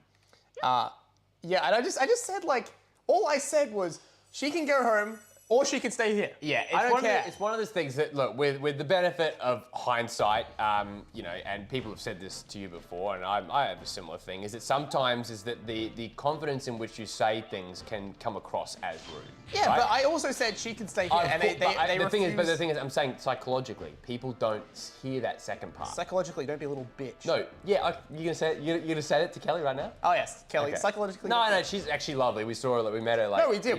Yeah, She gave me yoppy sauce chips. She did. No, so it's one. So yeah, exactly. I think I'm guessing Al is saying correct to me. Hopefully, He's saying correct to Lucas. Probably. It's one of those things, but yeah, it's you've got to be obviously tensions were high, and you've got to be, I think, respectful there, and I think that there was a bit of a less tact that they could have had, and you were dealing with a sensitive Liam. Look, sensitive, punished Liam. You people know me very well. When have I ever not shown tact and I was gonna say there are things where I watch back some of the roundups we do, and he sounds like the rudest cunt I've ever heard in my life. I'm thinking, if you didn't know our dynamic, you would think this guy is the biggest wanker. Now, also, I had said something like it was a couple of days ago, we're filming RCW, and you said, shut the fuck up about something, right, as a joke. And AMT was like, hey, don't speak to him like that. And I'm like, hey, don't worry. He's like, I've basically wished death on this man. So, don't worry. He has wished death on him. Yeah, it's sarcastic. Many times. Sarcastically. So, I think it's one of those things where, people that don't understand the tact. Now, Kelly, I'm not saying that you're wishing death on Kelly. Oh, I did wish somehow we've got to wishing death on Kelly. It's I don't know what now this has part to of do the with ISGP canon. Yeah, it's a very important part of the canon because I think it basically, it's one of the funniest, it's like, there's a line, I believe it in, where he goes, you hit me. He actually physically put his hands on Liam me. did, he did, Yeah. he did. He actually, I think he grabbed me and pushed me up against his wardrobe. Yeah. Which is And it's so great that he is currently without internet. But now, I think he can't dispute any of this. From my recollection, he was trying to stick up for himself in front of her, make himself look kind of tough. Yeah. So it was kind of awkward, but But yeah, I don't know. It just really bothered me because I like had given him advance notice of this like well in advance. Yeah. And he knew how like important it was. Yeah. And I was just fucked off because he just like treated it like I was like being an immature loser. So it annoyed me. He's like, it's when things matter to me, it's okay not to put in effort. But when things matter to you, that's when it's it's double standards. Yeah, that's right. Anyway, that irritated me a lot. So that tournament was, and so yeah. By the way, so ISGP 1 was won by Yes Wally 1. Yep. Then we had the World Tag League, and that was won by Yes Lesbos 1. Yes Lesbos 1. So that was that was excellent. I find it funny that Noelle's entire like identity in ISGP 1 was that she was a lesbian. Yeah, that was very much like, I think it was like because this was very much a male centric community. Yep. Right? Like and always had been a male centric community. And so I think that when we had someone like Noelle sort of come along and Ashley and Alice and Katie Lady and stuff like that, it was like the novelty of women, you know what I mean? Yeah. But I mean look, there's nothing wrong with that at all. I think it was a match made in heaven, and they were a dominant team. You're about to drop. Yes. Who's the match made in heaven? Me and No. Wally and Noelle. Oh, Like, Wally it's and like Noelle, two yeah. different skill levels that are sort of aligned. Two different. One was very, very, very good, and one was just okay. Yeah, as Alex said, yeah, very much a self-aware thing. I think it was funny. We got a lot of mileage out of it. You know what I mean? Yeah. So they won, and then really from the end there, we would then started to transition into basically what joke are you gonna make? Trial transitioning. Is that what you said? I'm gonna trial a transition. Yeah, I was gonna trial a transition. Into the events concept, which wasn't rebuilt until years later. But we enter King of Spyro Style. No, well, I mean, we did Road to World Tag League. We did. Your recollection is very fuzzy at times. Well, I think in other ways it's scarily accurate, but also in other points, missing out very, very minor points like the Road to event, which it was 2 matches, wasn't it? In the end, it was 2 matches, but they were 2 very important matches because G4 Video 5 spat the dummy. That's right. And we had to vacate the classic title. It did. And then we also had our first ever one-on-one championship defense, which was Wally versus Lyle Bandicoot 93. That's right, which again, at that point, integrated with Dragon Racing World Cup. We were like, all right, because of this win, which was absolutely a shoehorned win, like a shoehorned reason. We're like, yes, he beat him. It's the perfect first opponent. Well, we just wanted a title defense for the classic title, or for the ISGP title. Right, and what is a road? Hey! Picasso, hey! Hello. Look who's here! I don't know anyone looks like from out there. Hey! Here he is. Hold on a sec. Hold on. I gotta pass the microphone to you, Fraser. Can they hear me? Not yet. Not well. How's chat going? I'm gonna sneak up. Oh, fuck. I actually didn't hear you come in. I was trying to see if I could sneak in and see how long I could be in the background before anyone noticed. Yeah. All right. I'm here with Fraser Long. Hello. How's it going, Fraser? Yeah. I tried to sneak up on them. I'm not sure how much you could hear on the microphone, but unfortunately for them, Angus caught me. I was gonna see how long I was gonna make a coffee in the background. To see if they noticed me. Hey, you can still make a coffee. You can make a coffee. If you feel I like it. bought some. You I know bought what? some new In fact, beans. yeah, if you want to make a coffee, you may as well. I bought some new beans. We could transition this into Crystal Fish's kitchen. You could, yeah. We could, potentially. Who's we got 4 people watching. What the hell's going on here? Can we pump this up a little bit, Crystal Fisher? This is prime time for the Americans. That's true. What's I going don't on think here? it's actually, yeah, let me see. What's going on? I've been enjoying the stream. You been enjoying the chaos of the stream? I've been enjoying it. It's had its little chaos, but it's nostalgic to go through all these things that there's all this stuff like the Liam stuff you were just talking about before I entered. Literally outside with my headphones on. I was like, I forgot about that, but it was like, I remember that now. I forgot. Oh my god. Hearing about the New Zealand boys, missed those two. Yeah. News effort. Yeah, no, it's been very nostalgic to hear these, even like Chris LBC, that's a name I haven't, I was looking at his name the other day because I was like Laura getting the world record. I keep checking Spyro speedruns to see where the world record's at just in case. Yeah. I was looking at Chris LBC on the list and it's like, oh, he's fallen so far down the list. Fallen, flop error, he's in his flop error. Didn't he once go to Insomniac and show them the speedruns? Was that him? Or was that someone else? When they were doing the Reignited trilogy. That was Red Devil Dazzy 2007. Oh, I knew it. He's gone so far, Red Devil Dazzy. No, I was nostalgically looking at his channel before I came over. It's pretty dead. Red Devil Davy? But early in the stream, someone was just, Crystal Fisher, you were just like how Crystal Fisher reintroduced Spyro to so many people. But for me, it was Red Devil Dazzy. Red Devil Dazzy. Crystal Fisher, as we said, Crystal Fisher touched kids everywhere. Hearts. He touched hearts everywhere. I did. What are you doing breaking into like into cemeteries or mortuaries and touching hearts? Is that what you're doing? There's no hearts left. Physical hearts. Oh, mortuaries, yes. I was gonna say cemeteries. They're gone at that point. Cemeteries? They're gone. I don't know. It's just bones. Just bones. Red bones. All right. I'll get the stream. Anyway, why don't we take a moment and we'll film Fraser making coffee. All right, do it.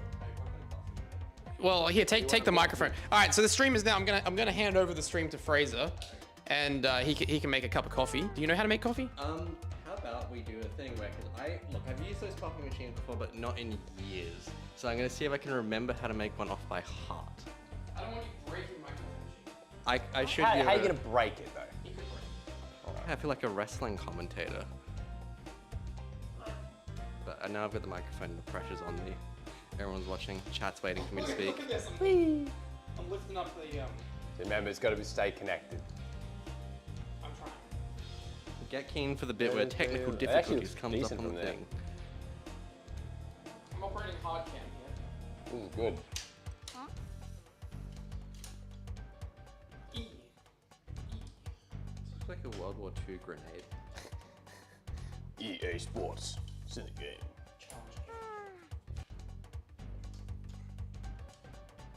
Okay. This is not. Wow, look at that. Okay. Now we're running hard cam here. Wow, look at that. This is pretty cool. Oh my god, it's following me. What? I had no idea I'm being followed. I'm stopped. Crystal Fisher's kitchen. Alright, introduce us to Nintendo. Tell me about Nintendo Gen 64 chat. Nintendo Gen 64's kitchen. Fraser Long's gonna make a coffee. Yes, I'm gonna make a coffee. Okay. I have a video on my channel about Angus making me a coffee. I made one in 2015 and another in 2016. No, 2020. Oh, fucking what year is it? Jesus Christ, the pandemic has messed me up. What? 2020, I think. At the end of 2020, we made a coffee video. Anyway, I haven't used a coffee machine like this in many years. Can you get a big zoom in to the coffee machine over here? What does this look like? Okay, so we're gonna make coffee. Where's the coffee beans gone? We're already lost. Yes. This is a disaster. I've just woken up, really. So anyway, we got. What's that? Oh. I don't know. What's it called here? Beans. Yeah, we've got coffee beans. Coffee. We've got, what kind of coffee beans? We've got Ethiopia Gadeb. Ethiopia Gadeb is Angus, give me a review of Ethiopia Gadeb. Oh, well, you just say something and I'll repeat it. It's got a hint of blueberry. It's got a hint of blueberry, according to Angus. Very good. Processed natural producers, smallholders, farmers. Are they ethical? We've got ethical coffee here. Not professional if that ethical. Okay, so we're gonna go over the coffee machine. You got me on camera? Yep. You gotta clean your steam wand. It's got a bit of milk on it, unless you made coffee today. I presume. Okay. Can you still hear me from? I can hold it too. Hold the microphone. Yes. Okay, so we're gonna open this bag of coffee. This is gonna be a disaster. Thank you for watching. How many people are watching right now? Like 5 or so. 5 people. But plenty more on the VOD. Don't worry. Good. Anyway, first thing first is I am gonna struggle to open a thing of coffee. Oh, they can hear me. Okay. Yeah, it's not like it's shit. We got nothing playing on. We got the game in the background. That's like, hey, that's great. Is it Ice Cavern? No, it's Alpine Ridge. Alpine Ridge that have on the camera, right? We're already off to a bad start, and I don't know how to open this coffee. Let's have a look. I think it's. I could probably just rip that off, and I'm just being like. There you go. Okay, cool. All right. Yeah, oh, smell that. Yeah, that's good. Oh my god, Yeah. I'm gonna just like. Oh, it's beautiful. So That's beautiful, First things mate. first, we gotta taste the product. Actually, that's not. I was give it really a truck as well. expecting that to be like kind of disgusting to. Okay, we're off to a bad start already because I just remembered. Okay. Got a thing with coffee beans in here. Is it okay if I dump some beans in? Yeah, go for it. I'll get a nice shot of dumping beans in. All right. Hey, hold on. Okay. Alright, go. How much would you recommend me shoving in here? Just put as much as so it fills it up to the top. Oh yeah. Do that shit.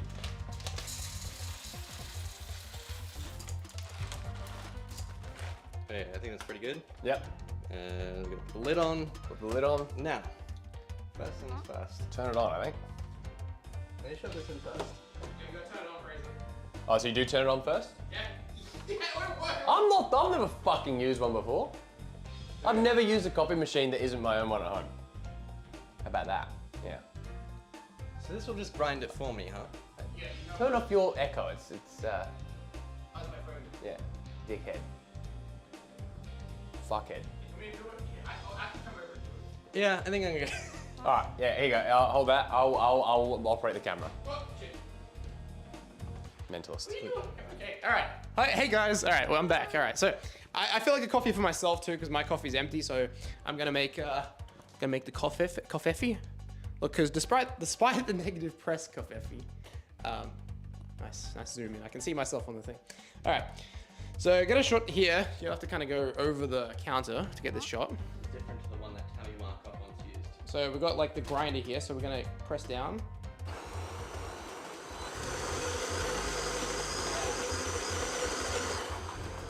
This is good. I like this wireless kind of like broadcasting. This is good.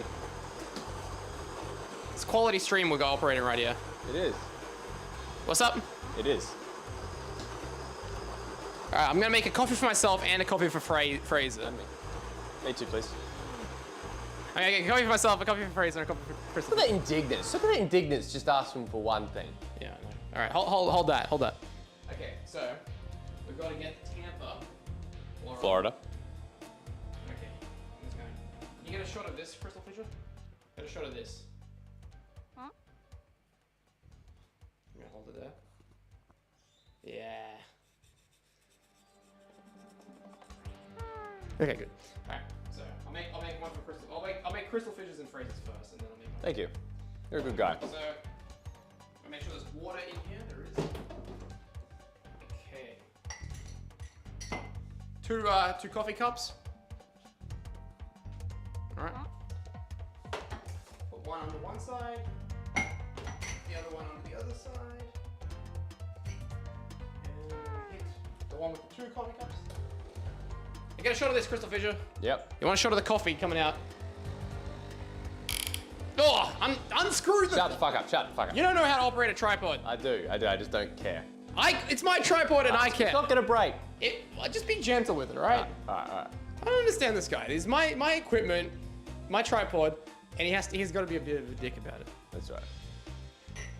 We'll call this a coffee intermission, coffee break. So anyway, there's 1 cup of coffee, and Oh, really? patio coffee was open earlier. The Ginger's is open tomorrow. I thought. Now, Crystal Fisher, I only have full cream milk, so A very small amount of milk. he's lactose intolerant. So No, I'm not lactose intolerant. I don't believe in it. he's intolerant to Don't consume milk. Have oat milk. All right, so this is a weird shot here, but I'll allow it.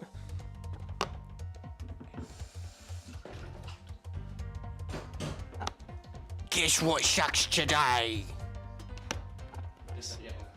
All right, well, how about this? How about I'll make the coffee for you guys, and then you guys can sit down and play Spyro, and I'll make my own coffee by myself after. Does that sound good? Yep.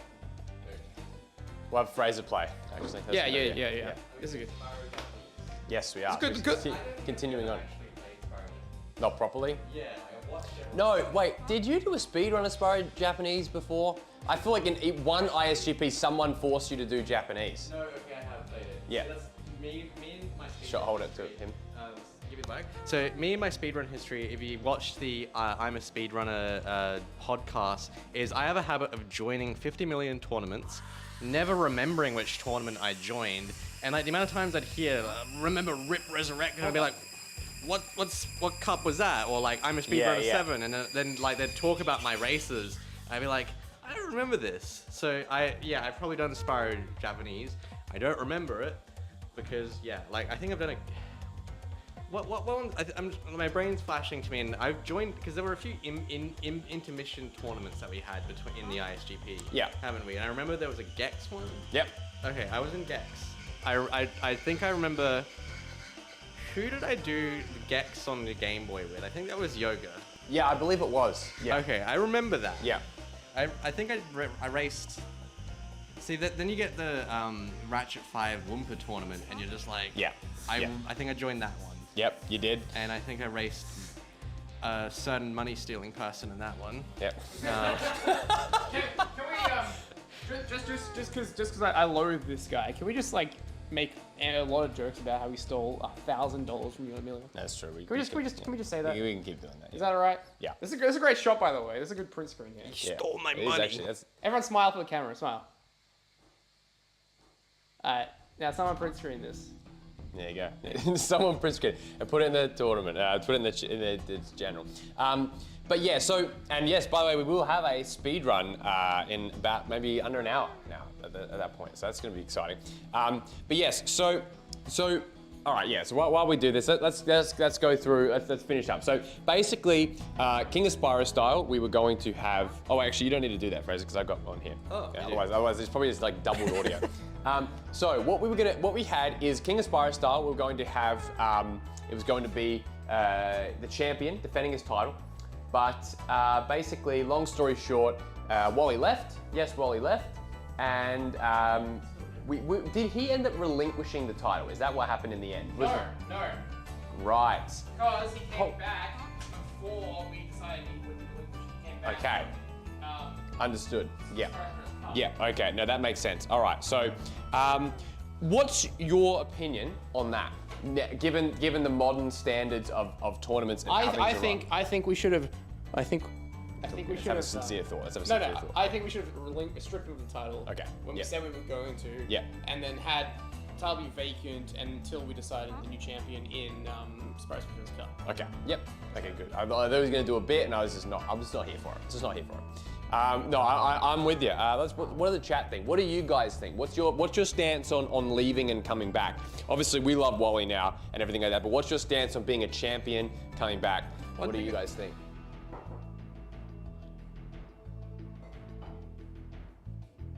Would Trob have a place in a modern speedrun tournament? Would Trob have a stance in a modern tournament? Yeah.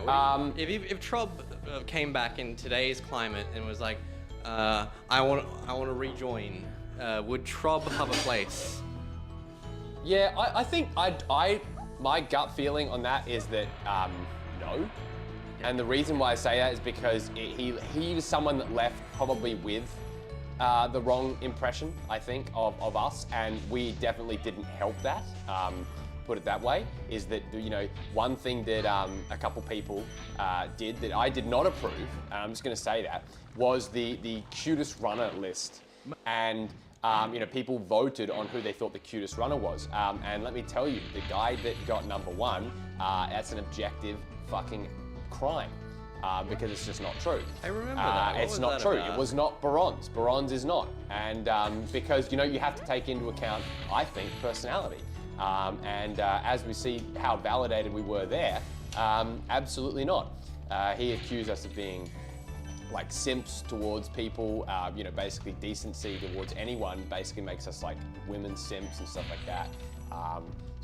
If you want to like a sort of a personal fuck you, Bronze. You're an absolute hack. You're a hack of shit.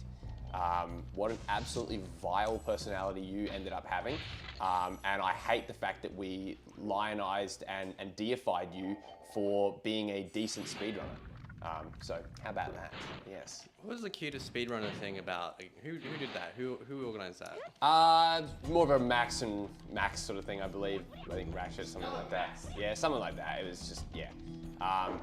Yeah, ISGP, yeah, exactly. You know, yeah, exactly, right? We may have some simps. We may be simps sometimes, right? It's like, but being simps for decency, I will never, ever allow someone to use that term and twist it into something that it actually isn't. You know what I mean? Like that's the way I look at it. It's like around that time, which we'll get to.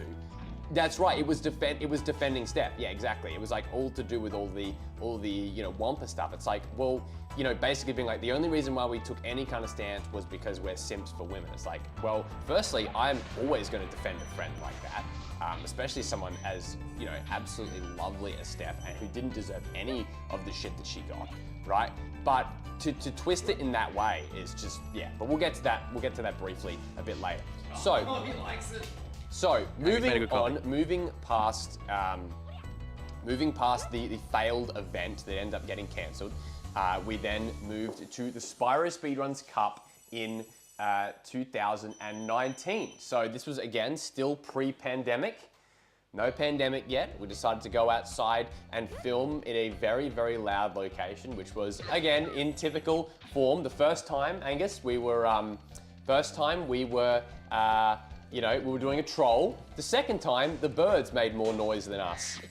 So yeah, just continuing that trend of you know, funny. And of course, the third one, ISGP 2, we were not practicing social distancing during a global pandemic. So yeah, just loving the announcements that we made at that point. Let's see. Skater says, if they leave a good reason or just need a break, I can understand people leaving. But if some for serious or nefarious means, then no. It's a case by case.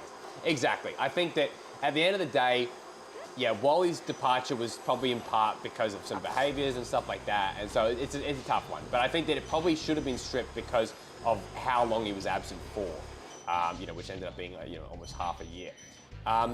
So, yeah. Anyway, and I think with the classic thing, who ended up becoming the first classic speedrunning champion? So it was Eric, and then who won it after that, Angus? Muddy, that's right. Yes, that's right. And we did the whole, you know, IS7, you know, remake, sort of, yeah, fun speedrun sort of thing. But anyway, so Spyro Speedruns Cup was, I accidentally clicked away. Spyro Speedruns Cup was our way of finally achieving a lifelong goal of, you know, literally lifelong goal. Yeah, this is different music for high case. A lifelong goal of being able to do a single elimination tournament. And we wanted to get 64, but we settled with 32, I believe it was, and a 32-man single elimination tournament. Now, in theory, this is a tournament that probably could have gone for about 2 months, 5 weeks, 6 weeks maybe, if all went well. But let me tell you, this was the longest running tournament in community history. In community history. It ran for over half a year by the time everything was uploaded. Now, it could have been done way, way sooner, but it coincided with a time in our life where we had other stuff going on. So I got into a relationship. Angus kind of got into a quasi relationship, is what I would call the. Yeah, pretty much. Yeah, exactly. It's a fucking weird scenario. I'll say that. Yeah, so he got into that. We also joined Riot. Oh, fucking that. We joined Riot City Wrestling. Which took up a lot of our time. And so races like Nintendo Gen 64 versus Witus were delayed by a month, almost. Yeah, Lucy C. Caffarella. You know, I had gotten into a delay with Vitus as well. Yeah, so it was one of those funny things where, you know, yeah, it basically, yeah. But it also birthed some new people in the tournament as well, so we had some people that weren't in it, that were, you know, were not in it the first time, that, you know, got to join it the second time. Why are you standing up for this? And so that, Andrew moved. Andrew's gonna shoot over. yeah, I was just, yeah. Well, actually, why don't you sit on the left of him, on the right of him, left of him on the camera? I'm on the right wing. You sit here. Yep. Andrew sits over a touch. Yep. And then I'll sit down on the other side.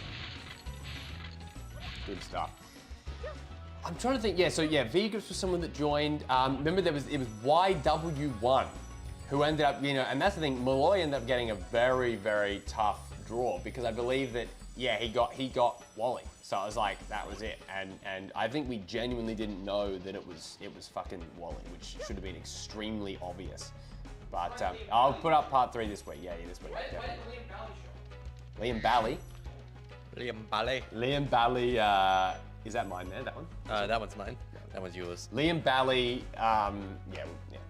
Liam Bally was someone from the RIP tournaments, and technically it was Fraser knew him. I wonder where he is. Where's Liam Bally at? Wait, hold up. Maybe turn around, and when you come back, Liam Bally will make an appearance. Yeah. Turn around. Liam, you here? Hey, it's Liam Ballet over here. How you going, Liam? Oh, it's been a while. Last time I did a speedrun, I did it with a Stick Kid. How's he going?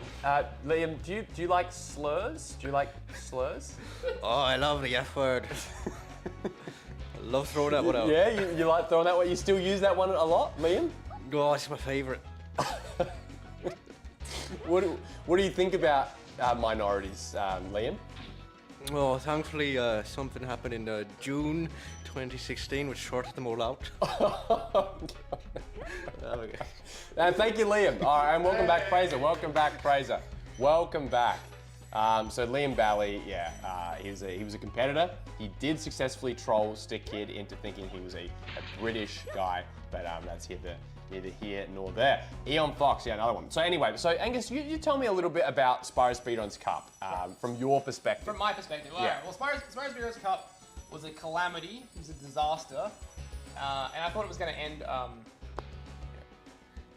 I thought it was going to end the ISGP community actually, because you think about it, right? Like, we'd only done the one tournament really successfully. We did World Tag League, which we liked, but it was small. It was small. It was small scale. So we only really had done ISGP 1, and so at that point we were like, you know, you got Amelia.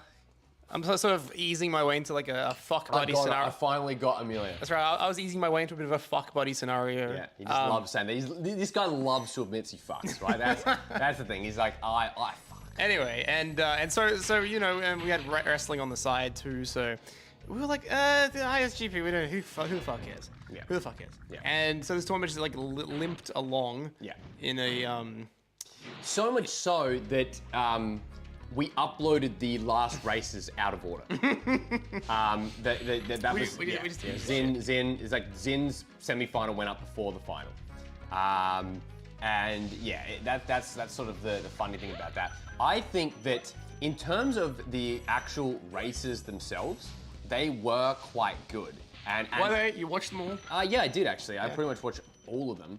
I remember I really enjoyed the video that I made with the bracket. Hold on, before Yeah. we continue, Fraser, what do you think of the whale? I haven't seen the whale yet. No.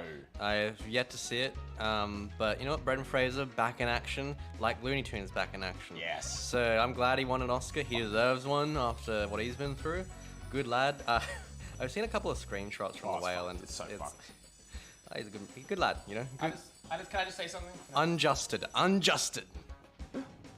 I just want to know that I did one thing right in my life. Brendan Fraser, The Whale, 2023. That's a great quote. 2022, technically. Technically, shut the fuck up. Technically, Technically, shut the fuck up. How about technically, Technically no. So yeah, I think that I love the whale. Actually, I fucking loved it. You think you loved it or you didn't? No, I fucking loved it. Yeah. No, I think that yeah, I think it was really good.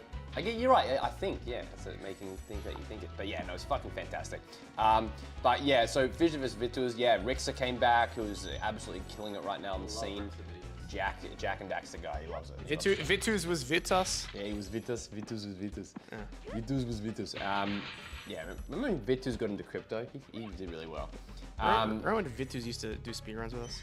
He'll be back. My opinion. He'll be back. Oh, my opinion on the whale. Well, it stars a very obese man Yeah. who wants to reconnect with his daughter, and it's a heartwarming tale of His heartwarm. of what you can do when you overindulge in food. Yeah. And become so obese that you can't look after yourself anymore competently. Then you have to get a maid to come in and look after you of an ethnicity. I think there's a lot to be said there. Yeah. No, actually, I really did enjoy The Whale, actually. Unironically, I quite enjoyed it. I liked that it kind of had this really, like, what did I say at the time about it? I liked that it took a really harsh stance on Charlie. Like, I liked that it was kind of unwavering in its, like, this guy really screwed up kind of thing. And, Yeah. And you never actually met the guy that he left his family for. Yeah. And so therefore you don't know if it was a justified reason or if he kind of Indulged. Much like he did for his food, his relationship with food. And I kind of like the restraint where they never showed any kind of real proper flashback with the guy. You never met the guy. But you knew that he kind of fell in with the wrong crowd because they talk about how he goes to that new wellness or whatever the hell the church is called. So the guy sounds like he could have been easily manipulated. So you're wondering, does Charlie have rose-tinted glasses for him? And it's a really, I like it a lot actually. I like how uncompromising it kind of is. Now the reason why it's called The Whale, by the way, is to do with Moby Dick, right? Yeah, it's to do with the writing the story, the essay on yeah. the whale. Yeah, so it's actually, it sounds like an insult, like it's a great double meaning where it's like, it's the whale because he's like fat, right? But no, it's actually, well, that's probably part of it, but it's actually because, I think people instantly go there when they think about someone's a whale. But they also do it because, it's, I've totally lost this. Jeez. The Whale was loosely based on the life of Max Gruber. Yeah. Shut the fuck up. All right, what are you doing there? I don't even get that one. I don't know. Oh my god. I don't know. I'm sorry. Yeah. Actually, I'm not sorry. I don't have any That, Derek.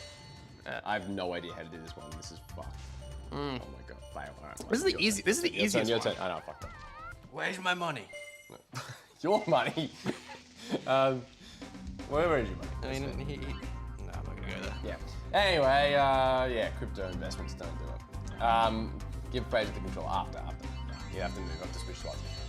So Spyro Speedrun's Cup, it kind of, in some weird way, validated Ratchet's concerns about a 60-man or, a single elimination tournament because it just didn't have the juice. Because naturally, you OJ Simpson, yeah. naturally you whittle down your competitors very quickly, right?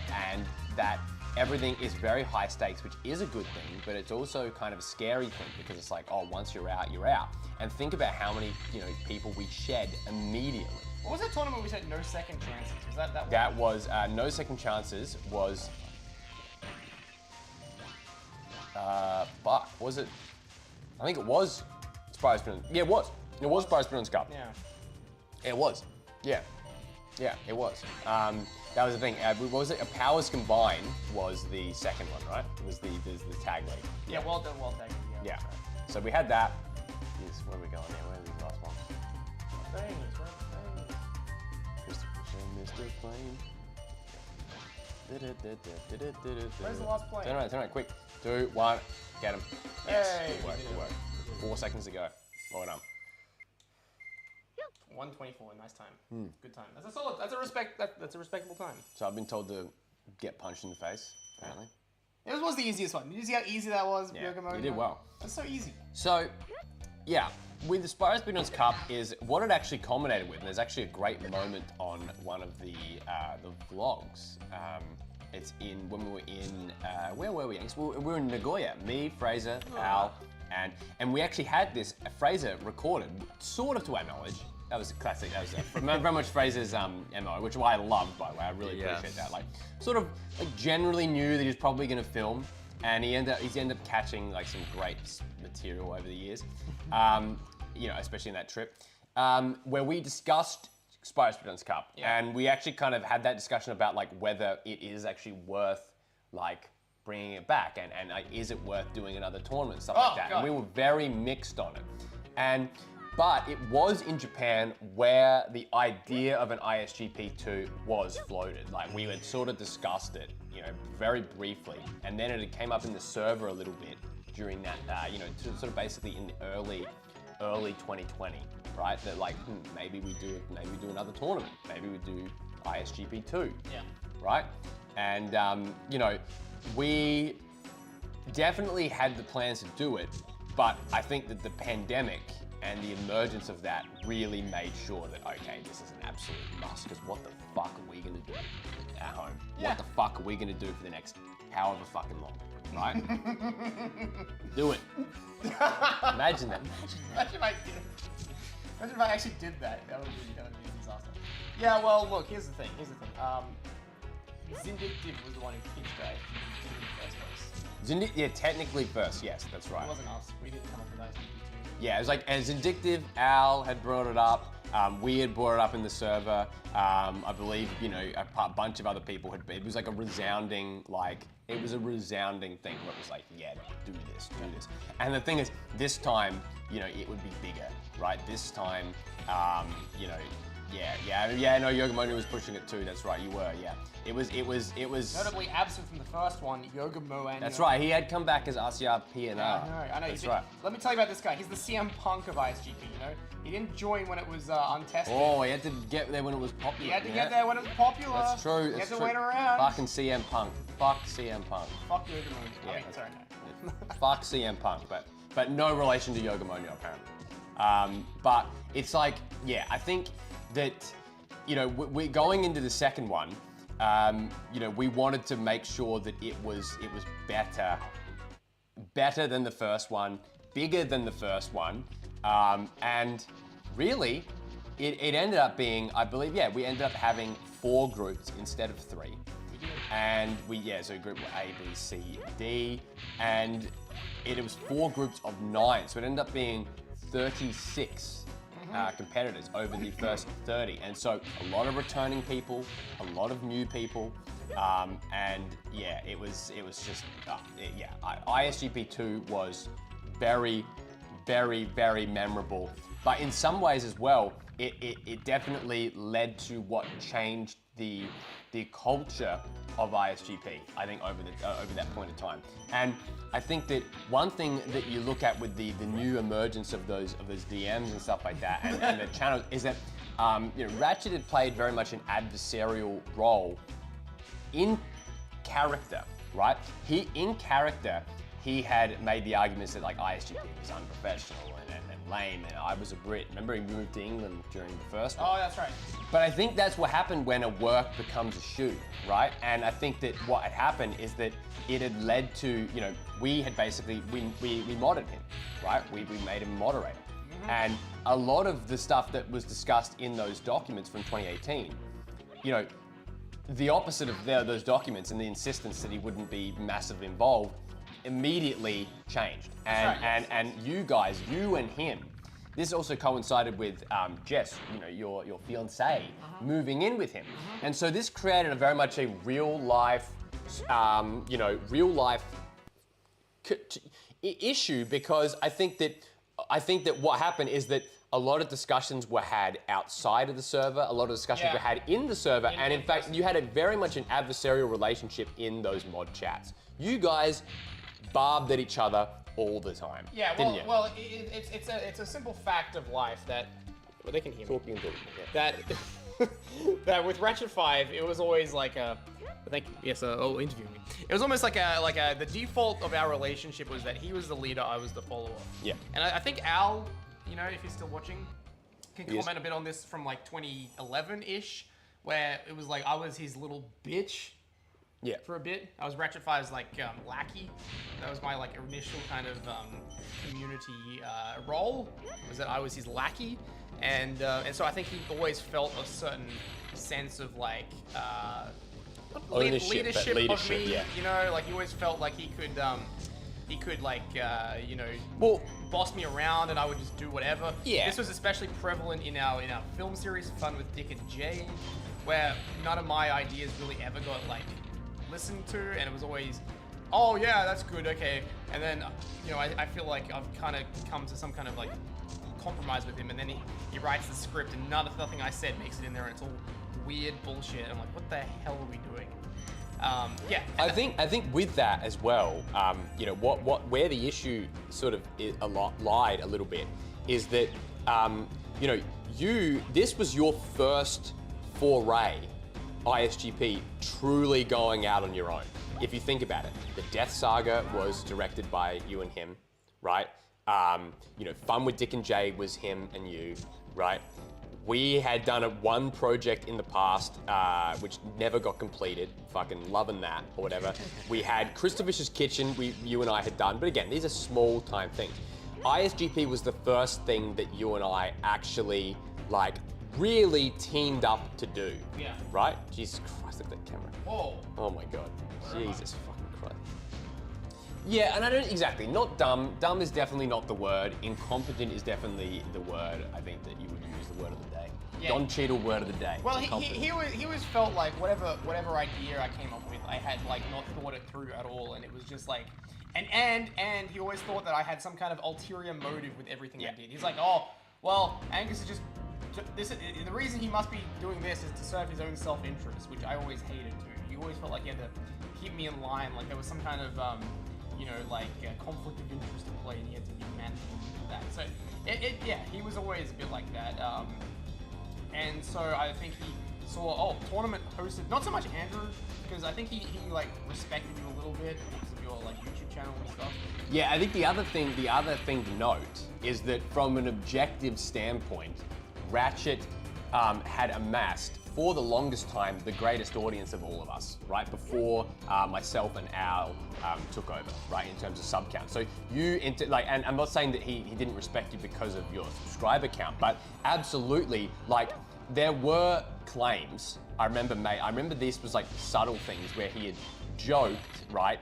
That you had basically held onto my coattails and got your way to host a tournament through the sheer popularity we amassed through my channel. Yeah, he didn't like that. Right, because I leveraged my channel, right? Well, for this whole thing to start. You can see that with Dragon Racing World Cup, where that was not created on a new channel, but hosted on the Spyro R5 channel, which he co-opted to be the Dragon Racing World Cup channel. Which is a shame because that channel has so many great uploads and so many memories that are now actually gone. But you know, rest in peace to that. Rest in piss. Actually, not rest in piss because it was good. You will be missed.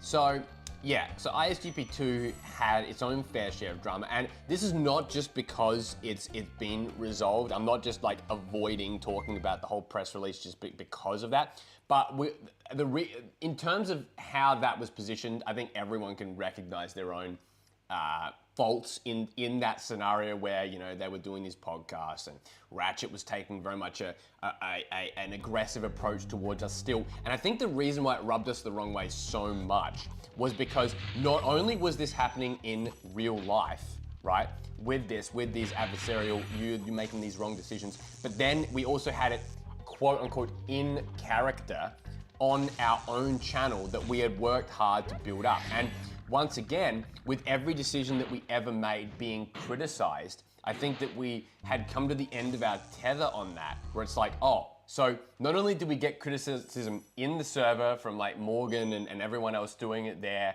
and, you know, TK and Cola and everyone like that, having their own opinions about everything, then we have it in real life, right? We then have it in the mod chat, and then we have it on our own public channel. Yeah. And like exposing stuff that we'd said and twisting words around. Angus is disgusted by seeding. Angus is blah, blah, blah, right? Yeah. And it's like, and it was very much targeted towards you. And Angus, he did this face when I even brought up the idea of seeding. He did this face, and he was just like, I was like, oh my. Charity! Oh, champion, good. world champion. World champion. World champion. Here he is. Former champion, because we got rid of the title. That's no longer champion, Charity Royale. Fucking Charity, you're no longer champion. Bloody hell. Maybe you should still be. You're the champion in our hearts. Yeah, I was scared to say. He definitely have a personal axe to grind against me. Personally. Yeah. And he I definitely. noticed. What's your contribution to that? I mean, I've always been a casual observer, but it is just like, it was one of those things where, like, for me, I'm a casual part of ISGP. I kind of join every tournament. I suck, so that I don't have a big stake in whether I do well or not, or how things go. I'm just there to have fun. Yeah. So it's what usually a lot of the dramas and controversies kind of just go over my head a little bit because I'm not, I'm just there to talk to people whilst I play a game, but I know I'm not going to win. But it was one of those things that when Ratchet was always constantly being very critical on the server, in videos, it kind of made me feel like I had to question my own enjoyment of the thing I was already having fun with. So I kind of noticed the tensions were building in the background there. I think, before you go on, I think it's totally okay to want the tournaments to be better and be improved. Yeah. I will never say that even despite the negative press coverage, even despite the amount of criticism that was going towards how we were running things, I think that everyone having the right to do that still sticks true, even now. Even today, even when I disagree, I still think it's totally reasonable to have people criticize what we do and want it to be better. I think that the way in which it was gone about with Ratchet in particular, and not Alice and Al, and I'm not just retconning that, not them, even though we were annoyed with things that they said as well. But I think that with Ratchets, like you say, it was more of an axe to grind, and it came at the wrong time, real life, and I think that overall, tensions did get too high. I think that it was an extreme reaction to something, but I also think that in some ways, where I don't regret it is where it led the community down, what leads to Wampa, which we'll get to shortly. But I don't regret that it created that distance between us and Ratchet forever. To me as well. Back on excuse me. Yeah. Thank you. What we were saying before about how it's like, a personal axe to grind and blah blah blah. I think we discussed this, in this very vodcast. It's hard playing with one hand. I got it. Yeah. Hold on. Oh yeah, I'll play. You'll play. Yeah. We were talking about how ISGP is the land of compromise, right? We're always about compromising things that we forego through, etc., etc. So we were always, happy to, bend over backwards sometimes to make things work. But he everything was a step beyond that. And even though we acted in good faith, he always seemed to think that we were acting in bad faith and that everything we did had a personal slant against him. And then he just kind of came out with that video, which really just sent us, you remember, you picked me up, we went to Marion Shopping Center or something. And I was like, listen to this motherfucker, listen to this guy. And we put it on your car and we were just stewing about it. We're it was seething. And the whole time we're like, all right, what are we gonna do? What are we gonna do? What are we gonna do? And so that's like, press release. All right, we're gonna do a press release.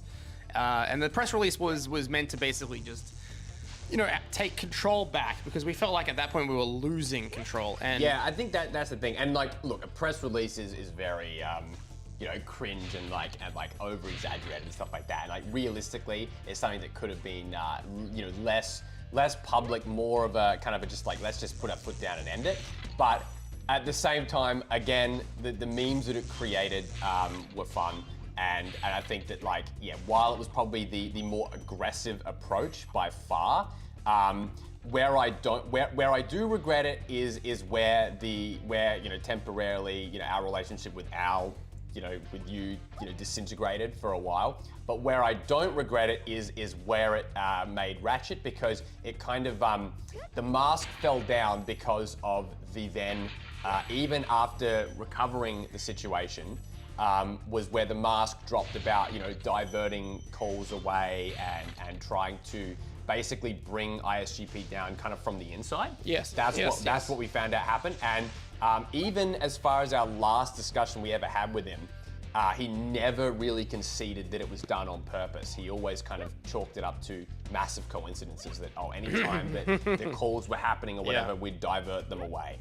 And then obviously, so around that time, there was another tournament. There was this was also the emergence of games raced awfully into our community, GRA, which is a relationship that continues to this day, and Tooney now a moderator and everything like that. So around that time, things kind of got split up.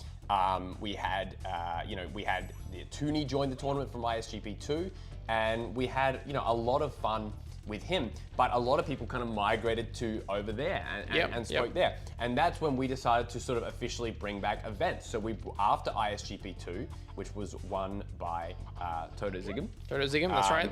Totozi Good guy, good guy. Yeah, he is a great guy. You know, after Toto, we had, what was it, ISGP? Yeah, so Orb Struggle, which was Charity Royale's first foray into Spyro speedrunning here.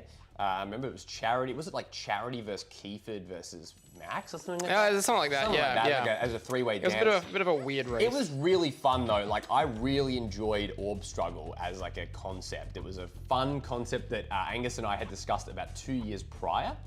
And you know, you jokingly made the logo, the parody of the Power Struggle logo. By the way, we forgot the time zones and Rampage started half an hour ago. No, you're fucking joking. No, remember it's 10:30. It's Oh yeah. Fuck. Oh cool. We'll go to once it's wrapped up. We'll go to the first speed run, and I'll try and download the next one. We'll hemorrhage a bunch of viewers as you watch a speedrun. Well, who wants to watch Skater versus? Oh wait, what shit? Skater's here. Sorry, Skater. We love you. Who wants to watch Skater versus? Oh, hey James, how you going? Who wants to watch? Yeah, what's it called? What's it called? What's it? Skater versus? No, I was gonna say Mew Mew fan. Dr. Monkey Man.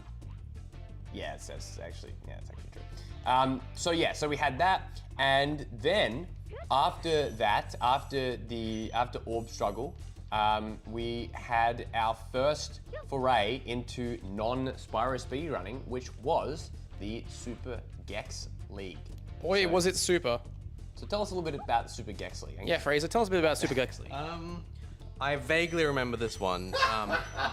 One of my favorite things about the Super Gex League is I swear I remember right before you did the Super Gex League, you were playing, like someone was streaming Gex or something. Right. And at the end of it, you were just like, yeah, Gex is what a game that is. And Yep. then there was a speedrun tournament for it later. But I enjoyed the Super Gex League. It was a different time for ISGP, but it was like, I think the first non-Spyro we had. So it's good to have a little bit of a break, but with the same new people. Yeah. So That was good. Super Gex League was a 14. Was it 4? No. How many people were in it? There were two groups of 7. So 14 man tournament. It featured Brandon Black getting a legitimately clean singles win over Muddy Maestro. Sorry, Muddy. Yeah, and that was fantastic. That was really fun. Yeah, it was a great race. It was a great tournament in that it just kind of existed as this break in between things, and we had started to discuss doing something called Spyro Kingdom, right? So we'd kind of we had started to move towards this events format, which we ended up doing so many of them in 2021. But we did a bunch, we did some in 2020 as well. And yeah, the Super Gex League was, you know, to me, it was a lot of fun. But it was a smaller tournament, and naturally with that came smaller viewership. And at the time, you know, someone, for example, Ratchet was very much, very, very proud of wanting to do Gex stuff and you know, IS8, and we kind of wanted to make right and kind of do IS8 right. But he never joined that one, which we always kind of thought was surprising. And there were a bunch of some key omissions from that tournament that we thought, you know, would be in there. But unfortunately, you know, they weren't in it, and so it was a bit smaller than maybe it should have been. But I still think it was fun. No, good luck with work. Yeah, I doubt it. Well, according to who? Can someone Reddit says Oh, SmackDown's Reddit, the Reddit geeks that block me. Yeah, They say SmackDown was good this week. that's good because it has to be right. You can't. One of them has to be good. One of them has to be bad. SmackDown good, Raw bad. Well, see, Vince books Raw and Triple H books Yeah. SmackDown. That's why. That's why. You don't get that, idiots. Disgusting. But yeah, so we had the Super Gex League. Look, not a lot to say about Super Gex League apart from I enjoyed it. And who won? Who won the Super Gex League? Mighty Maestro. Good thing. Mighty Maestro won. Gex League. Gex League, yes. I thought that Luke won. Luke, oh no, maybe Luke did win it. Doesn't that tell you everything we need to know? Yeah, well, there you go. No, Mighty Maestro, what are you talking about? Who's the other guy you mentioned? Oh yeah, exactly. Yeah. Yeah. So then where do we do? So did we have another event before Spyro Kingdom? Road to 2020? Spyro. Road to Spyro Kingdom. Yes. So the Road to Spyro Kingdom happened. That was fantastic actually as well. And we had for Spyro Kingdom, we had an ISGP championship match in the main event, didn't we? Was it? That was what it was, right? It was a. Check, go look at the card of Spyro Kingdom 1. No, Road to Spyro Kingdom 1 was... I'm saying for main Spyro Kingdom. Oh, Yeah, sure. yeah. We'll go do Road to first. Yeah. So it's Road to Spyro Kingdom 2020. Yeah. Yeah. And that one was, the main event was, Golden Lovers versus Team Randall. Yes. So one thing that sort of got birthed around the time of 2020 was the the Golden Lovers existed before then, but we also had Death Triangle begin. Yes. So Death Triangle was look, we live. But yeah, Death Triangle, you can very much punctuate it for a quarterly update of when are they going to split up this time, before we finally ended up actually splitting, which was great. Is this technically the Death Triangle reunion right This now? is a Death Triangle reunion, yeah. 100% reunion. Punch and Swirls. They came a long way to Punch and Swirls. Yeah, it's true. Yeah, no, you're right, they did, yeah. So we had that Death Triangle, very much leaning into the wrestling storyline stuff. So events were always about encouraging people to call people out in promos, stuff like that. Sounds good. Yeah, the latency's pretty good. That's good. Yeah. Where are we going now? Don't know. Yeah, so absolutely. There was a lot of storyline stuff. We then moved on to Spyro Kingdom, and it was shit. It was after. So no, all right. So we've got one more thing to talk about before we get to that, and that was the Disney Dash. Oh boy! So what do you know about Disney Dash, Angus? Well, hold on. I know I joined it briefly and then couldn't be fucked with it. Yeah, so that's not a great message to send, but Sorry. Disney Dash was a interesting idea that started off with very good intentions, and then as most things that Ratchet 5 involves himself in, it was slowly corrupted over time and essentially taken off of the original hosts, and he was the one driving that whole thing, to the point where the entire server was taken over by him for nefarious purposes. Yeah. Very nefarious indeed. Yep. Dr. Nefarious tropey purposes, actually. That's right. Yeah. So Disney Dash was it made me actually for a bit of time, like, I was kind of annoyed with Lucas and Sandy and those guys, because I thought, how could you let this happen? How could you let this guy come in and take your thing? And I had to remind you, it's like, listen, it's not their fault. No, I know. Yeah, It was TK as well. He was the one of the hosts who kind of like, remember, wasn't it Lucas, Sandy, and TK, right? Danta. Danta. No, that's not Sandy. Why am I blaming Connor? Yeah. Fucking Connor. There's Lucas, Danta, and TK. Yeah. What a weird group of guys. So in hindsight, it ended up being Cola. Ended up taking over a spot. yeah, there. because was it who was? Someone remind me who the interim. Who had to like be replaced, and Cole was the interim host. That's right. So then some other moderators that came on. This is why you brought up Sandy. Yeah. Because Connor was a mod. Yep. I was a mod. Brandon Black was a mod. Great choices there. Ratchet was a mod. Yep. We had so many mods, and this is exactly why, like, the whole thing about moderating. It's like, listen, it's not a blessing. It's a curse. Yeah. There's no. Being a mod is not this like instantly great thing. So Lucas left. So incidents had happened with, and you're saying, why is this canon to ISGP? And you're saying, why the fuck does it? Oh yeah, probably Desert Monkey was there too, I think. Because why not, right? Because he says he's everywhere, Desert Monkey. Yeah. So the question is, it's like, okay, so why are you bringing up Disney Dash when it sort of has nothing? You're just bitching, right? True, we are just bitching. And but bitches get stitches. It all ties in to what happened at the end of the year. So basically, I know exactly. You don't want to be on fucking mod. But so the thing is that what happened was during this tournament, we had a guy that joined up the community sort of around the time that the press release happened, Luca. And Luca kind of liked to poke the bear towards us, and he kind of The cocaine bear? Yeah, the cocaine bear. He liked to poke the bear. He liked to devil's advocate, and he was causing trouble. Now, With the trolley? He had some objections in some races. Oh, damn it.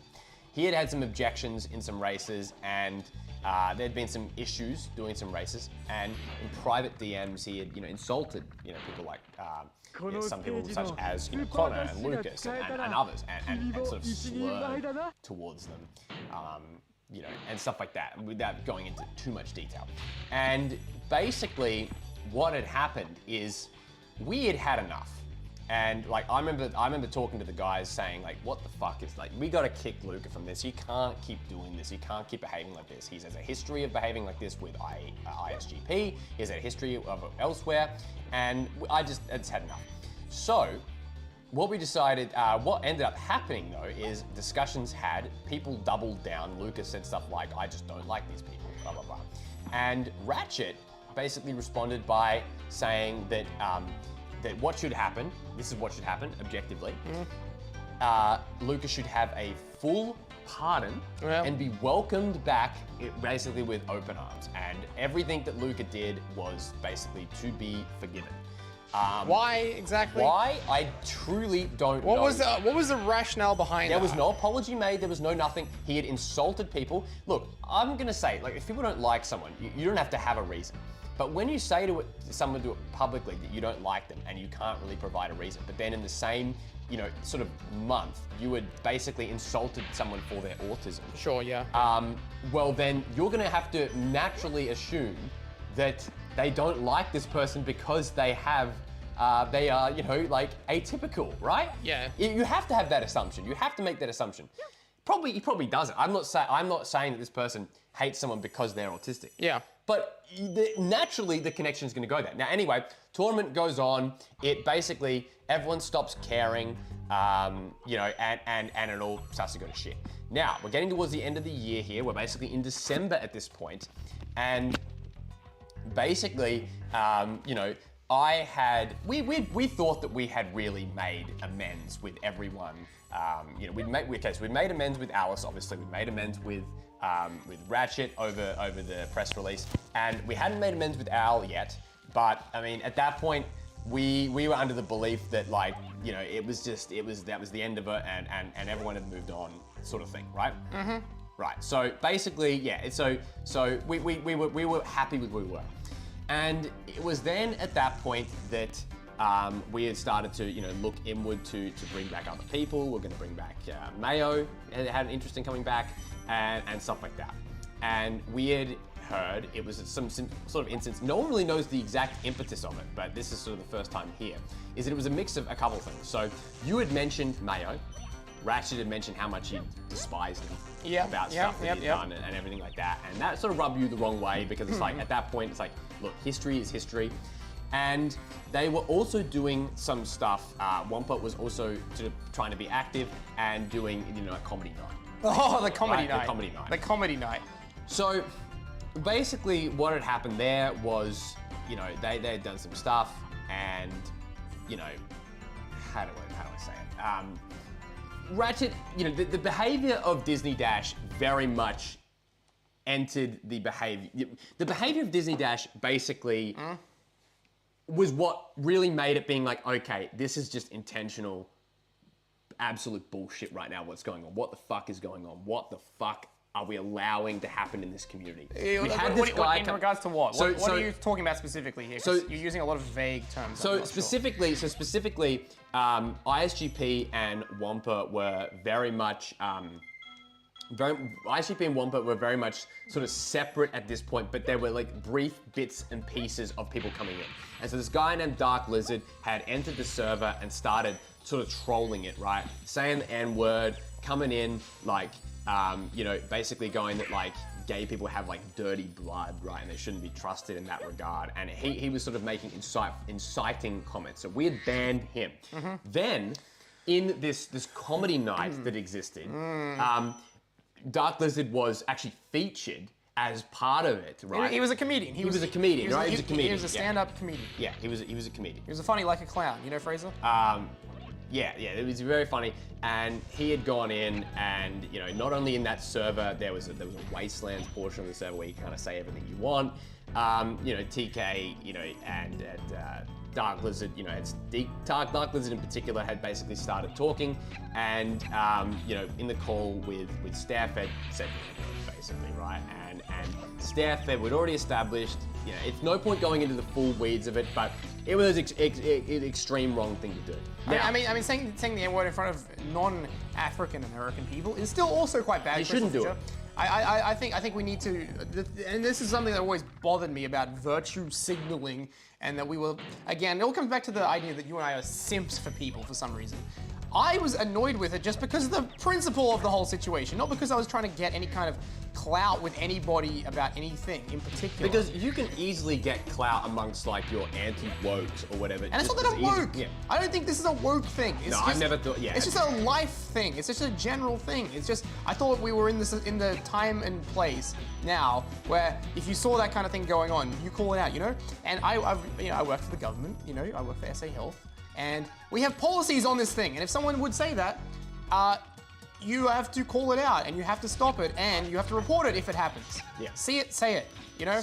So to me, this was nothing untoward, and I didn't actually think this would cause such a big deal. I thought we're all lived in the modern world, and that, you know, if someone does something like that and you see it, you call it out, and people usually agree with it, and you don't have to go any further than The that. other thing is, yeah, I didn't realize how draconian some people's opinions were. The thing with it is that, you know, and this is what was constantly discussed as well. I know that among other people was that like, oh well, you know, you had a highlights video that had it quite prominent, and that's true. And while we didn't actually edit it, you know, obviously we approved it. And well, it wasn't us saying it either. Yeah, and why was it say? The thing is that like genuinely, you can argue that you know, is it disingenuous to say that the discourse around that word absolutely evolved from 2018 to George Floyd's death? Yeah. It did. I will not hear from anyone that it was different to say back in the mid 2010s to now. I'm not saying it was okay to say it back in the mid 2010s. We immediately rectified it. Yeah. And that's the other thing too. It's like, yeah, okay, yeah, it wasn't us who said it, and yes, it wasn't us who edited it, but we immediately just went to it and cut those sections out. And I think, like, is that not the right thing to do? Like, did we not act completely correctly there? And consistently. Yeah. I failed to see how that was a gotcha. And Al points out that, yes, I wrote a thing in the chat where I was like, you know, we have a lot of fun, but the line has to be drawn somewhere. And I think, like, that was just because, and it still happens to this day, and I'm curious to see what our viewers have to think about this.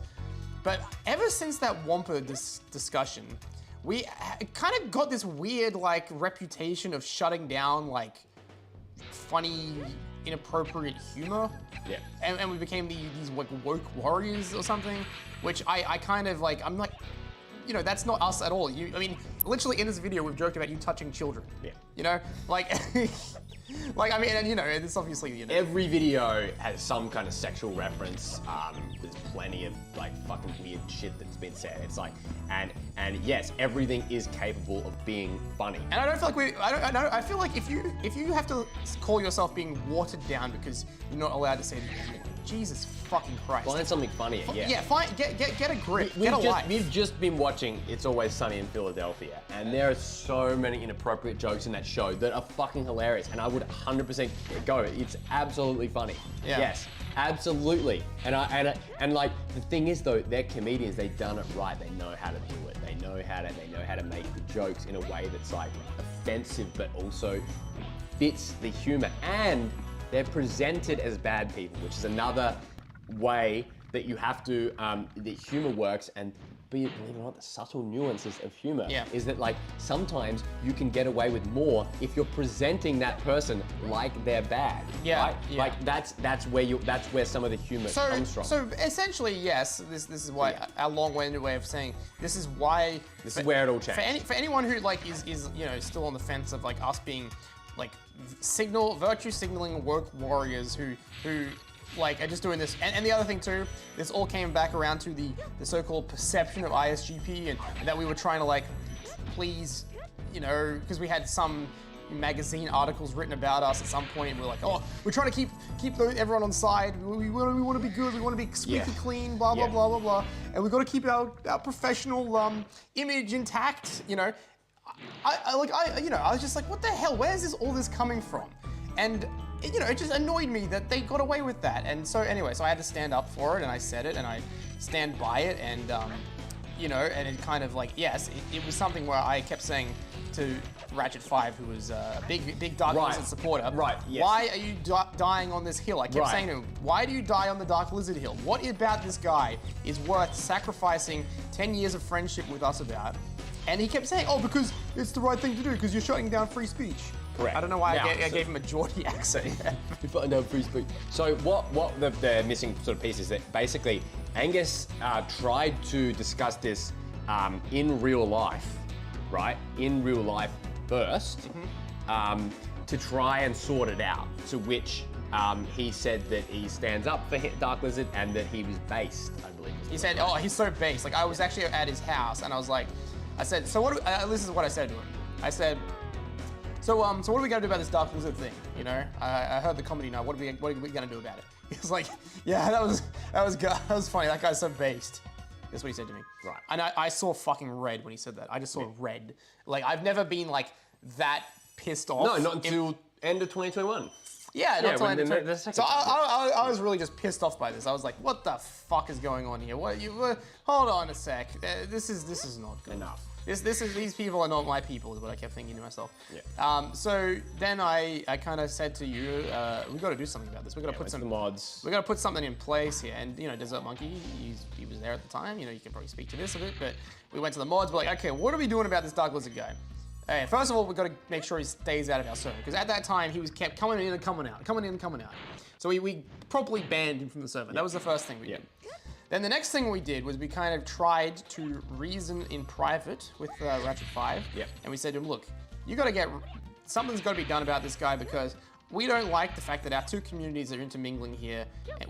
And you're the leader of this server, you're the host of this operation, and you're harboring this guy. And as we said, we had suspicions, you know, that you know, he was siphoning people away and trying to create dissent within our community, right? And basically be like, oh yeah, fuck ISGP for what they did to me. I am protesting it. Now he was still stewing over the press release thing, which might I point out that the olive branch we offered him was to remod him. We literally offered to remod him after the whole press release thing was said and done, and he refused it. And that was he kind of signed his own death warrant there in a way, because we extended the ultimate olive branch to him and he refused it. So and he had every right to, you know, like I you know, I'm not saying I don't understand why he was mad about the press release, but I also think that we made enough inroads in a personal perspective, right, to make good. Right, we'd hung out with him plenty of times. I had done a lot of things for him, you know, personally, which I'm not gonna like just lord it over, but like in terms of his personal life and like helping him get things that he needs to get to live. I'm going to I'll leave it at that. I literally drove him to pick up a bed and then assembled the bed frame entirely on my own foot. These are not just things to be like, oh yeah, fuck, you know, like, no, look at how good we are. This was before the press absolutely release. But there's stuff we did after the press release. Like, absolutely, there was like, I was completely willing at that point, mid to late 2020, all good. Wampa's Wastelands started to get me very concerned. Well, I wasn't even in there. No, you weren't. I was just telling you about it. You were telling me about them. And then Wampa's Wastelands, and then Disney Dash was what led to the okay, all right, there's something nefarious here, because again, you are literally like being like this guy that slurred towards these other people that we like.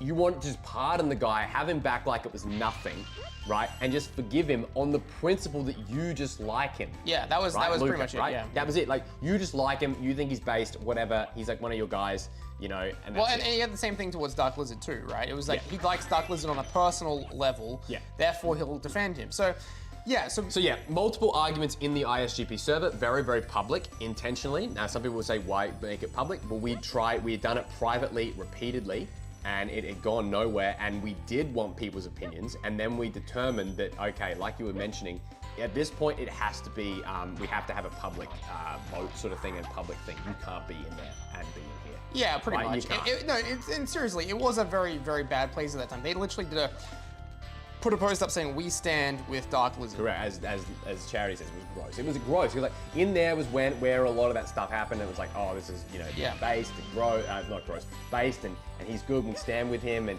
blah, blah, blah. And again, he tried to sort of walk that back as like not being sincere, but he is sincere, and I know that for a fact. Yeah, so Anyway, it's So useless. it all kind of came to a bit of a head when, oh, someone's here. Who's here?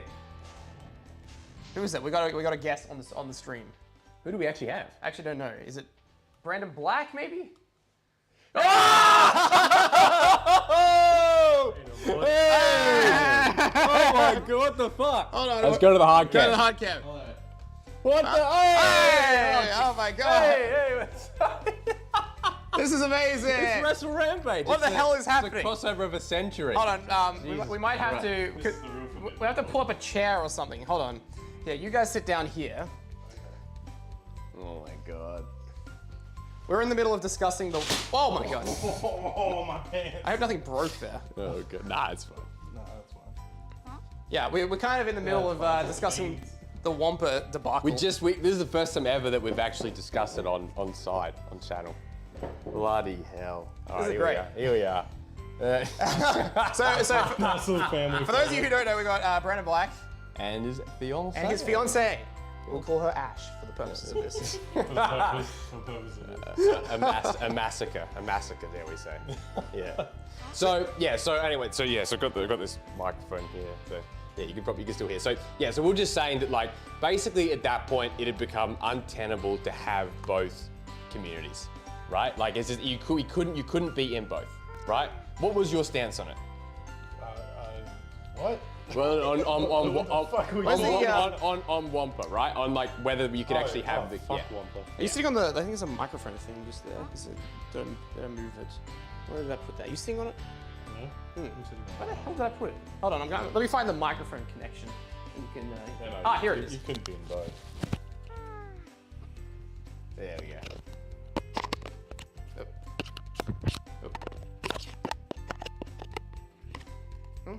Hold on. Real high budget. Oh, I used to see him before. It was beautiful. Aha! I got it. Here we go. Here we go. Look at that. The Brandon Black with a live mic, folks. Brandon Black with a live mic.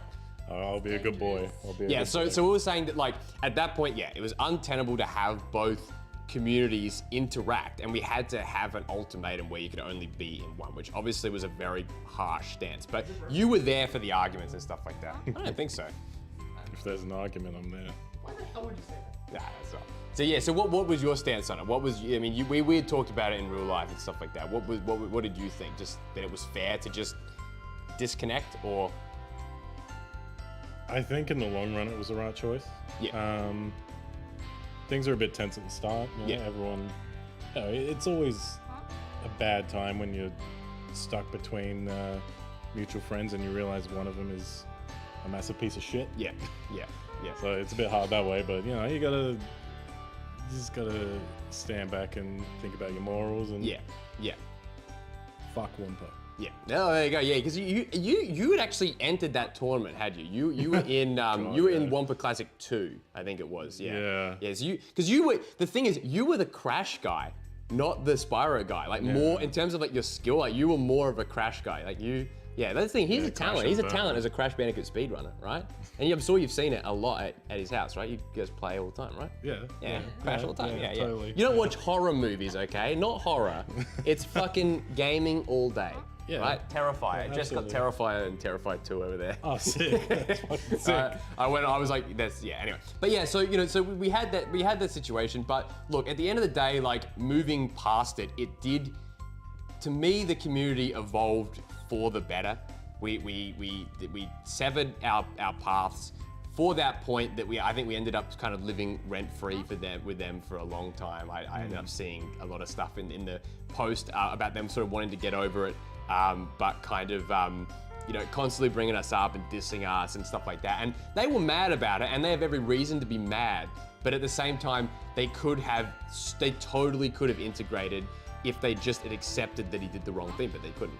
Yeah, that's the thing. Like, you gave him plenty of opportunities and plenty of time to stand back and think, all right, like, is this worth it? Or, I remember- and is what I'm doing the right thing? But they kind of doubled down and like a toxic ex after cheating. I remember you. Yeah, I remember you. We went to Bok, right? And we went to Bok and we were talking about it at Baker and O'Connell and being like, yeah, you just being like, yeah. You were like, I remember your position was just like, fuck him. Like, well, you're being so nice about, you discussed it privately, discussed it, you know, publicly, and that's it. So yeah, we move on and we moved on straight to, I remember we did a video where we were like, you know, announcing all of our slate of everything like that, and we kind of made it more like events based, and you know, that was where we went into, you know, Spyro Speedrunners Cup 2021, which was you were in my group, and we were the first race of the whole tournament. I'll fill you in on this all later. Yeah, It's a lot now. It's a lot now. Yeah,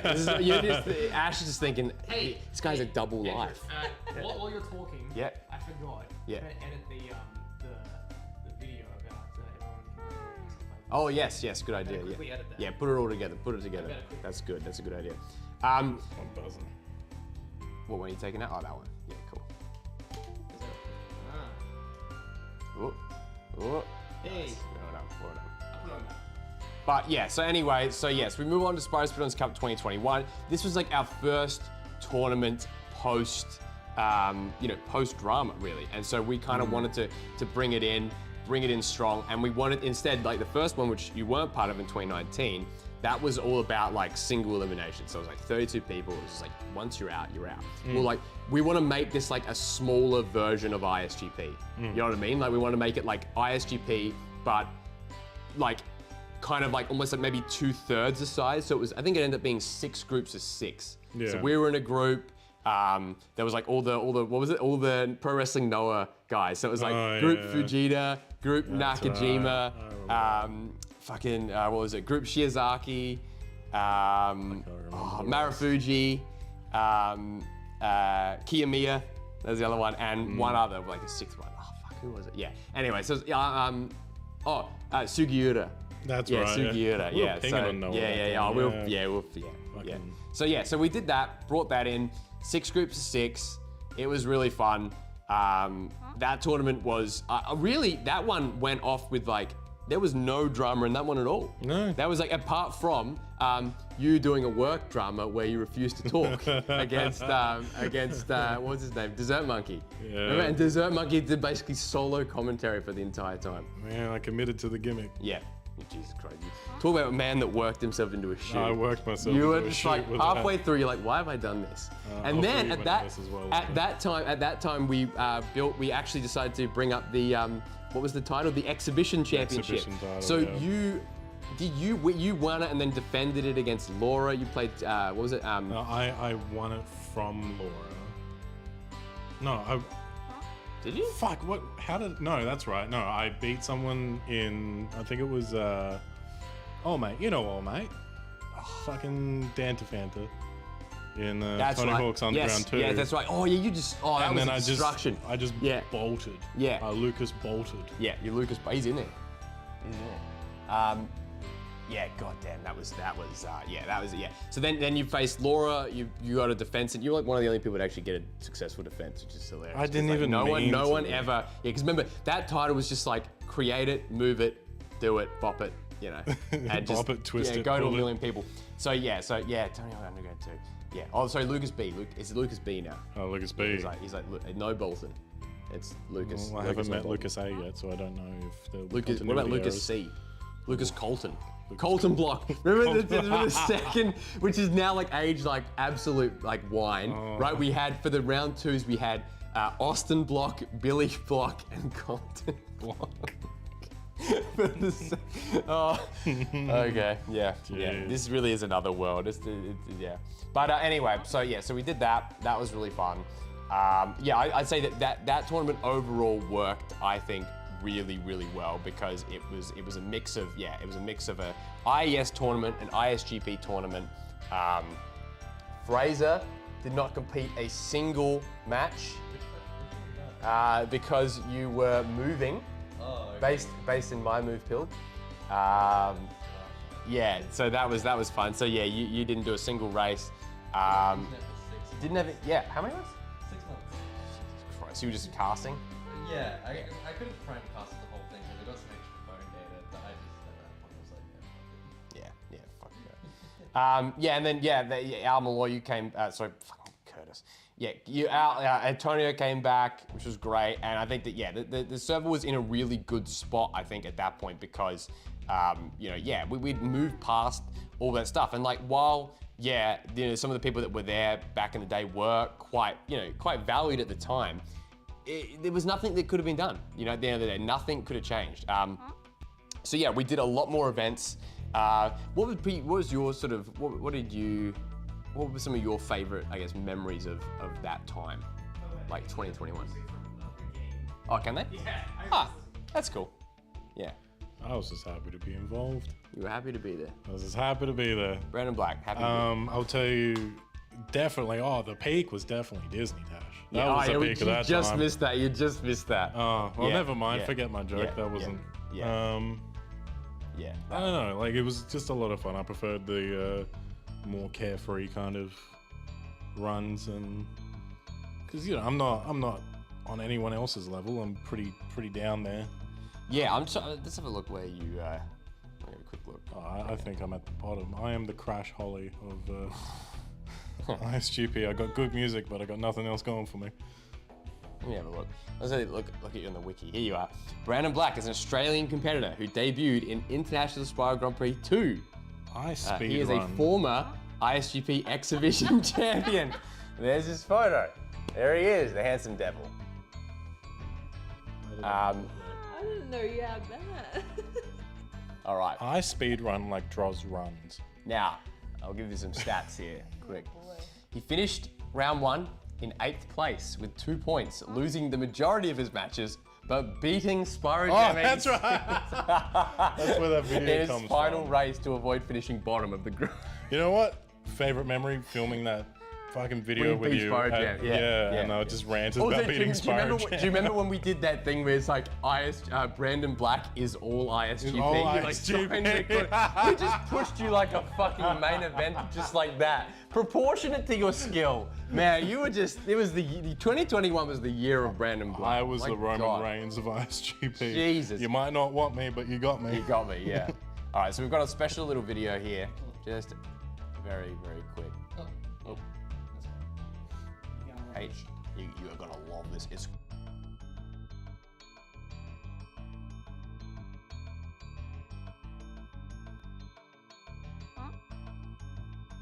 recording all the audio, but I'll just have one of them. it's probably a good idea. We're live, pal. You gotta, yeah. Oh, you put it. One sec, I'll do it. Ready? Give me one. Recording all the audio, but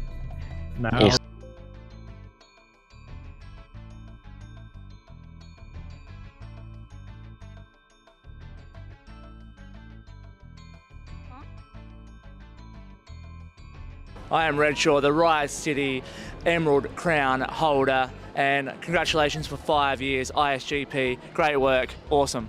All right, I don't usually do this, but I'm going to congratulate ISGP on 5 years. I'm really proud of the things you've accomplished, and turns out that you actually can measure up. ISGP, it's Izzy Shaw here. Congratulations for our amazing 5 years. Yo, it's your boy AMT the MC, and I just want to wish ISGP an amazing congratulations on 5 years, baby. Let's go. Woo! Hi, I'm Violet Blitz, ISGP. Congratulations on 5 years. G'day, Cover. My name's the Outlaw Jesse Hendy, and congratulations to ISGP on 5 years, mate. That's bloody awesome, Cover. Hey, it's Vinny. I'd like to congratulate ISGP on 5 years. Big, big milestone. Hey, Nick Savage here. Congratulations to ISGP for 5 years. Hi, I'm Dean Brady, and congratulations to ISGP. I don't know why I'm holding the elbow pads, but congratulations, ISGP, on 5 years. Yeah, great stuff, guys.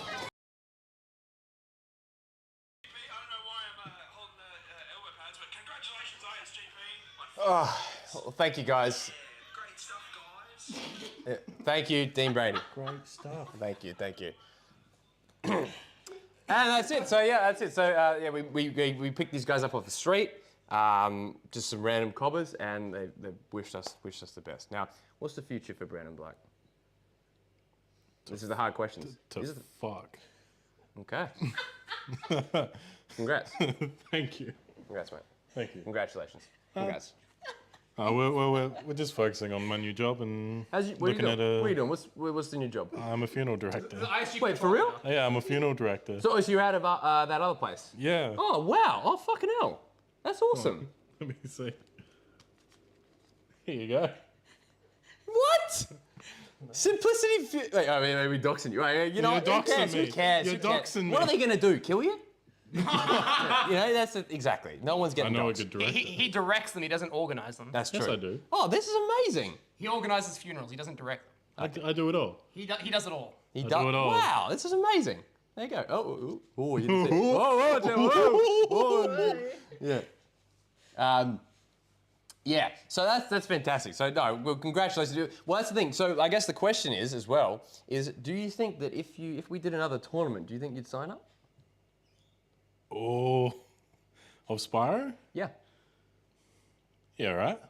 Yes, Yeah. we got him. All right, that's it. We got him. That's on tape. That's But- confirmation but on tape. Can we do another ridiculous like main event level push video for it? Sure. Well, Yeah. Brandon Black renewing his contract. Yeah, renewing my Brandon contract. Black contract. Yeah, we Like can do I'm Brandon Black. We'll call it Black Contract. Brandon Black is Brandon back. Yeah, yeah, that's good. Yeah, look, yeah. Oh, that's great. No, that's excellent. All right, I'll swap with Angus. You sit down, Angus. Oh, thank you. Yeah, the limelight. I've just interviewed him for the last I have the Danny 10 limelight. minutes. There you go. What's behind him? This is good. So yeah, so just basically give your quick thoughts on Spyro Winners Cup 2021. I said it was very good. So. Okay. It's a nagging shit on it. Well, I can confirm the couch is not broken, thankfully. Fraser was trying to gaslight me into thinking the couch was broken, so that's good. Okay, keep go, boss. So what do we talk about? Well, let's get back to the gameplay. You know what? Actually, since he's gone, since Mr. Crystal Fish is gone, where is it? Did you turn it off? We're gonna play some Disney. Where is the game? I actually don't even know where it is. We're gonna exit out of that. Let's check this out. I don't want to watch your sex tape, mate. I don't. Where is EPSXE? What? He doesn't have EPSXE on here. Hold on a sec. Where the heck is it?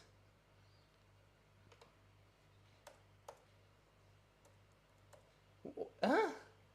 I thought he had it. He like literally has it installed on here somewhere. This is not good. This is not good. Where the hell is it? You shouldn't have exited. Ah, here it is. I got it. I got it. We're gonna play a good game. We're not gonna play that tripe, Spyro. Are you playing Toy Story Racer? We're not playing Toy Story Racer. We're gonna Muppets Monster Adventure? We're gonna play the Muppet Race Mania. Oh, fuck, alright. Oh yeah. Oh yeah. Here we go. If it loads. Is it gonna load? Where is it? Hey, here we go. We are grown men. We're just normal men. We got a new game. We got a good Just game. innocent men. This is gonna be a good game. Anyway, so we were talking before about Spyro, Speedrunners Cup. Yep. Yeah, about Brandon Black and about the exhibition title and about how I am the only guy to win the title twice in the same game, which was this game. It's the only game I ever did exhibition titles. Of course the booker goes over. Booker? You think I'm booking this stuff? Who books this shit? Well, we were talking before about how people just did whatever the hell they wanted, you know? People Have just, you never seen this? No. You've never seen this before? You never seen Muppet Race Mania? No. This is what got me into the community in the first place. Without this game, I would never have met these guys here. Because If you think that's impressive. new game. All right, we're gonna do tournament 1 player. Check this out. I'm gonna unlock all the Muppets. Yeah, I think that's what the sound was before. Yeah, it's like, It was good because you can sleep on it. You can kind of fold into a sleeper. All right, we're gonna play as animal. All right, check this out. You're gonna be blown away by this.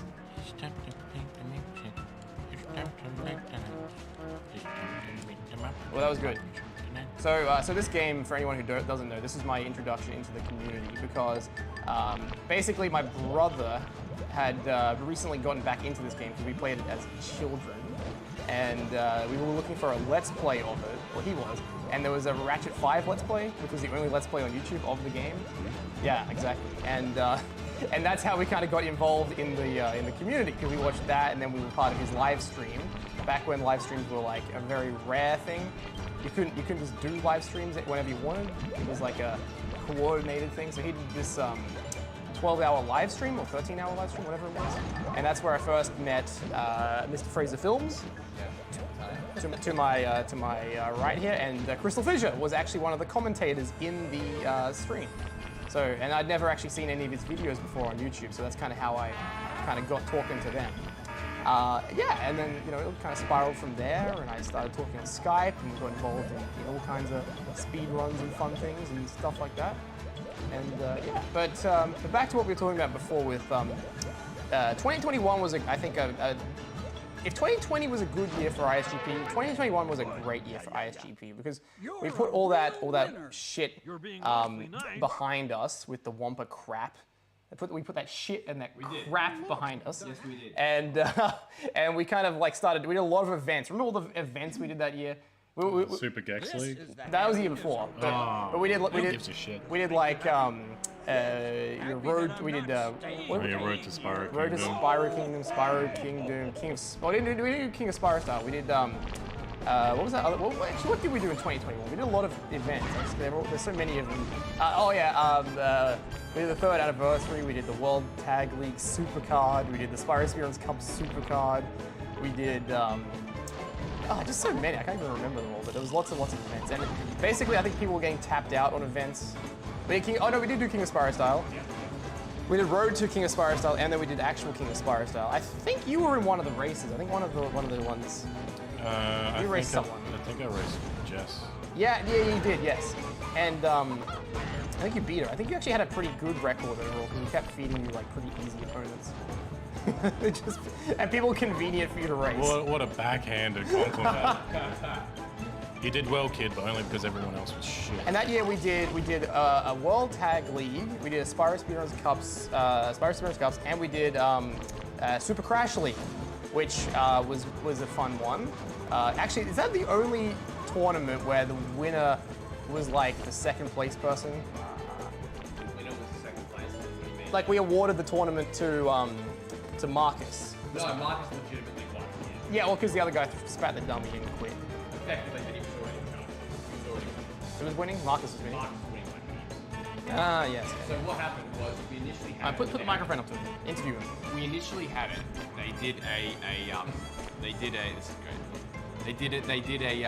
like a rematch because there was some issue with the speed of the game in Crash 1, right? Like Psychic Gamer's game was basically playing fast, and I think that Marcus would won anyway, but they redid it because redid it without Dr. Monkey Man and I believe Mayo, as they were 3rd and 4th. So basically, it was a grand final playoff, right? Which was like the first and only time we've ever done that.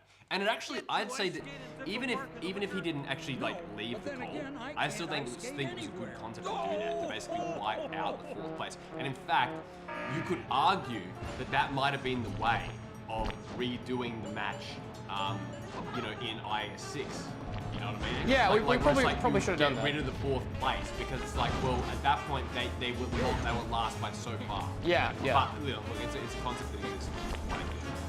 But yeah, so first was the World Tag League 2021 was way bigger than the first one, and I would say it was. I would really put it as an unresounding success. An unresounding success. A resounding success. Unmitigated success.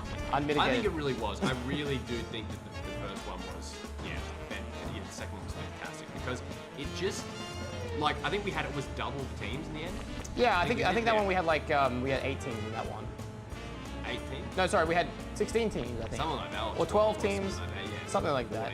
Maybe 14, was it? Was Team I think it might have been 14. Was Team Randall in that, Fraser? The second World Tag League. There's a lot of Team Randall was an Team Randall. Which is shortcut.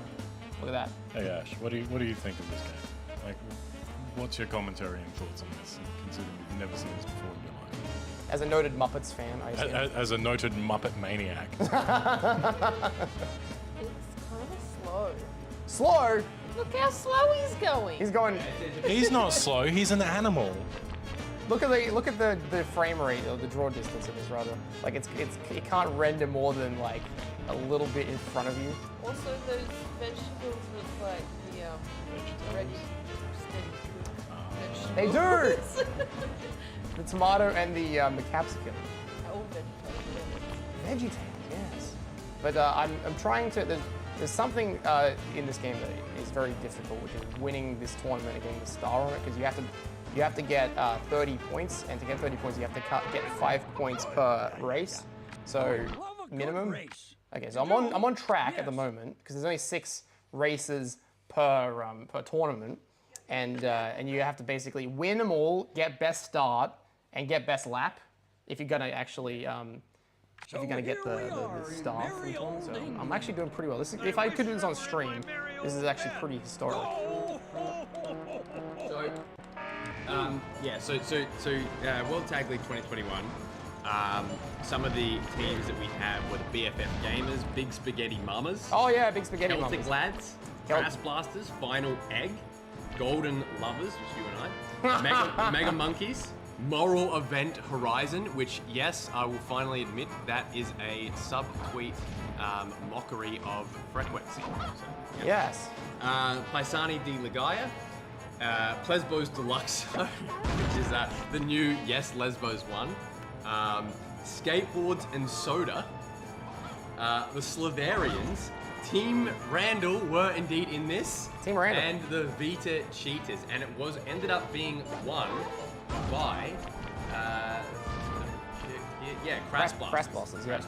And that tournament was weird because that was for a shot at the tag titles, not actually for the tag titles. Yeah, which is interesting. So people had to go through hell to just get a title opportunity, not actually. For Ash, who doesn't, I don't know if you know, but we basically, our speedrunning is entirely ripped off pro wrestling championships and belts and the like. Oh, I know. Ah, shit. Don't worry, I've got a third. No, we're just watching the Gex race between Jason and Jack in the background. Oh yes, that was an Angus, right? Yeah, that was when you were living in Glenelg. Yes, because Nolan was over at that time. Yeah. You both came over and you were just, that was when you slapped me in the back very hard. Yes. He was a bully. I'm a real heel. He was. I'm not a nice person, really. He hazed me. Hazing, yeah, that's right. It was a good old-fashioned Cole Devani hazing. I'm gonna be cancelled next. Hey, look at that! I got it. So if you get that on the shortcut, it guarantees you best lap. Yeah, I agree with Alan there. Look at that. The 5. Oh yeah.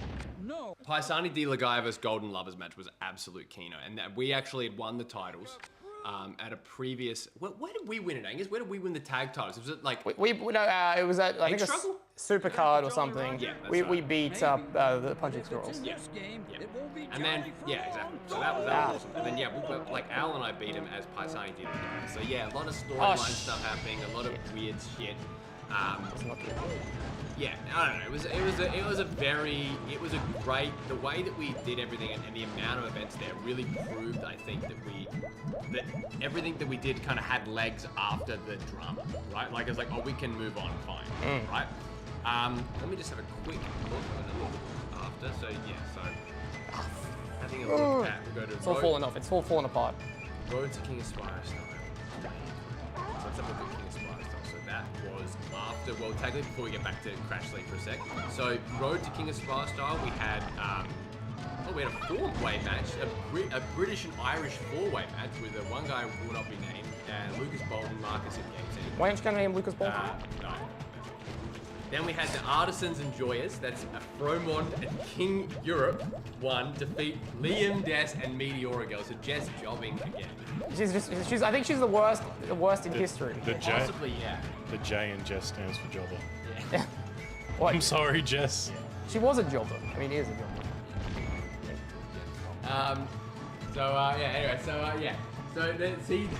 So then we had Seed Harbor versus Paisani Dealer, guys. This is gonna get back to Back to the bone.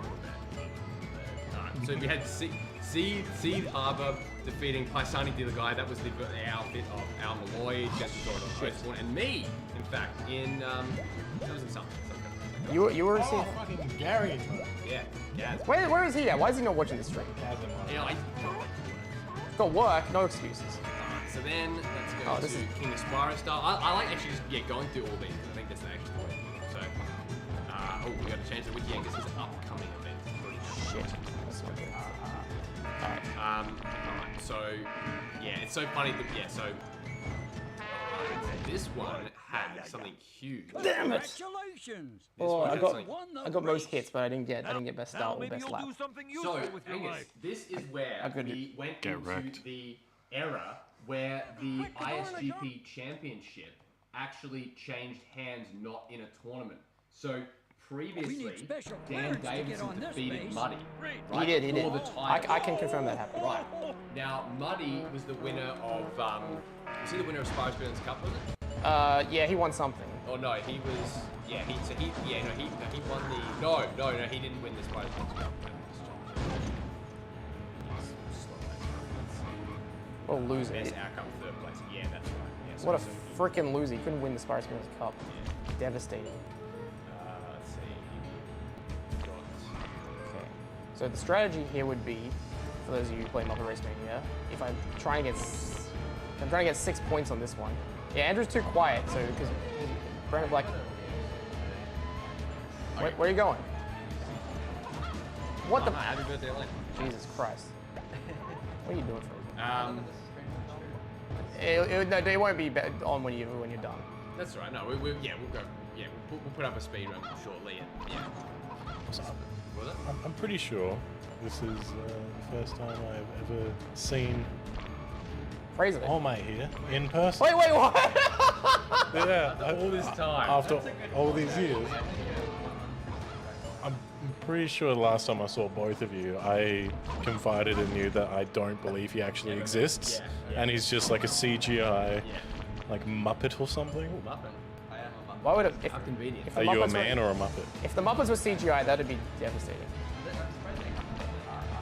well, I genuinely was concerned that you didn't actually exist after all this time. You're actually right. I think it happened across my life. Have we done speed? You won! Here's your trophy. Have you ever done a speedrun before? I have done a speed run before. Done Yes, a speedrun I've done a with speed run. Fraser? Yeah, I've done a speed run before. I actually I beat Amelia in Gex. That's Yeah, yeah. True, that's true. But she can't even reply. She's at work. What a loser. But no, I think this is the first time I've met in person. That's really funny. That's cool. I couldn't get 30 Oh, points. speaking of the Muppets, What? What about the Muppets? new Muppet Show. New Muppet Show. Oh, I heard about this. Yeah. Dude, I'm worried they were dead. You're worried they didn't actually exist, though, just a 3D generated view? Check this shit out. Check this shit out, guys. That's sick. This is good. Watch this. By the way, this is how I watched most of the Muppet movies as a kid, through the cutscenes in this game. Because you know, you couldn't just watch whatever you wanted to watch whenever you wanted to watch it. They should have done a Muppets from Space video game. It's in this. Yeah, that'd be good. Anyway, check this out. You're gonna love this. This game is a racer platformer. So you have to do these like stunt missions where you gotta like drive the car around. Oh, the Gex camera. Right from the We side. love a good Gex camera, don't we, folks? And look, you gotta like. Whoa. Oh, it's so cool. Yeah, it's so cool. What, this game? This part, like it's weird, but it's like, who the fuck thought of shit. this, you know? Watch this. I'm gonna get some food. Yeah, watch this, watch this. It's like having a kid that you're looking after in a sand pit. Every 5 seconds going up to you, being like, watch this, look. And then he just like jumps. Hey, huh? Yeah, now who's having a go? Whoa. Look at that. Look how much I just skipped there. Because I'm a pro Muppet gamer. I wouldn't brag about that. My epitaph. That was one of my lines, the epitaph line. I used to be the epitaph guy.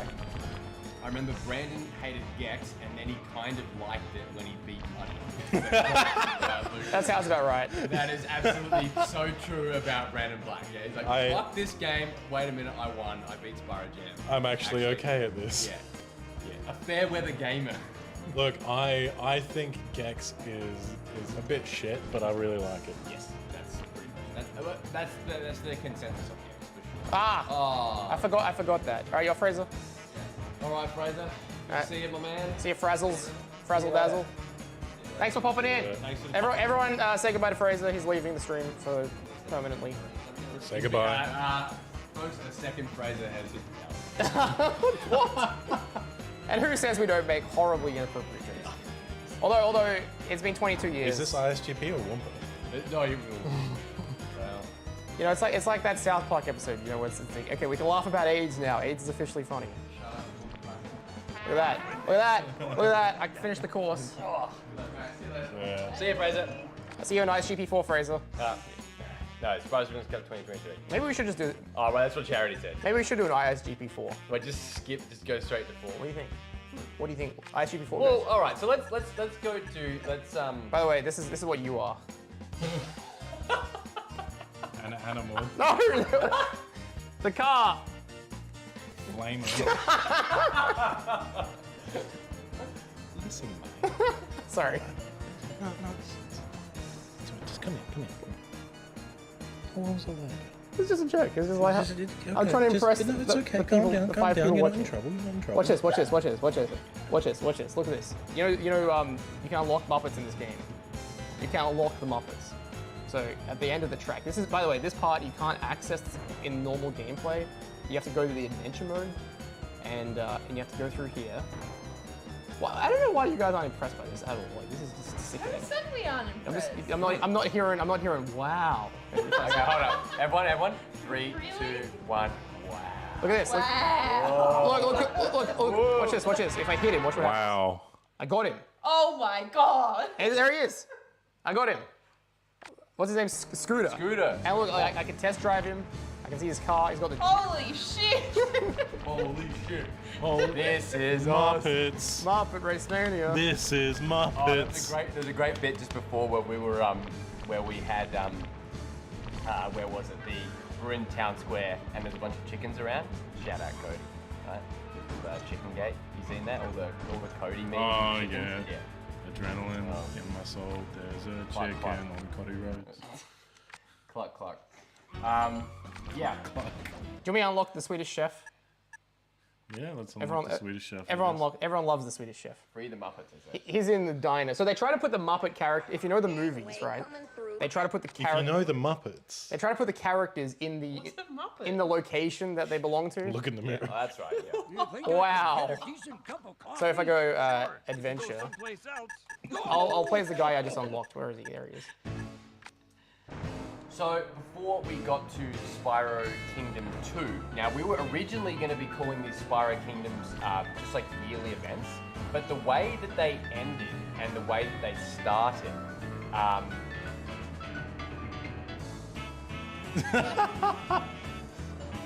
Popeye's chicken. Good night out. So one of the things that what was it? Yeah, one of the things that changed between that time was we would do a bunch of. We would do them. We were going to do them yearly, but we were ending Spyro Kingdom with a road. We're doing a road 2 at the end of the year, and then the actual event. That really bothered next year. That really fucked with because the way your brain. you think of it, you go road 2 2021, but then Spyro Kingdom 2021, right? So it's like the second one. So we decided to change it to numbered. Oh, I forgot.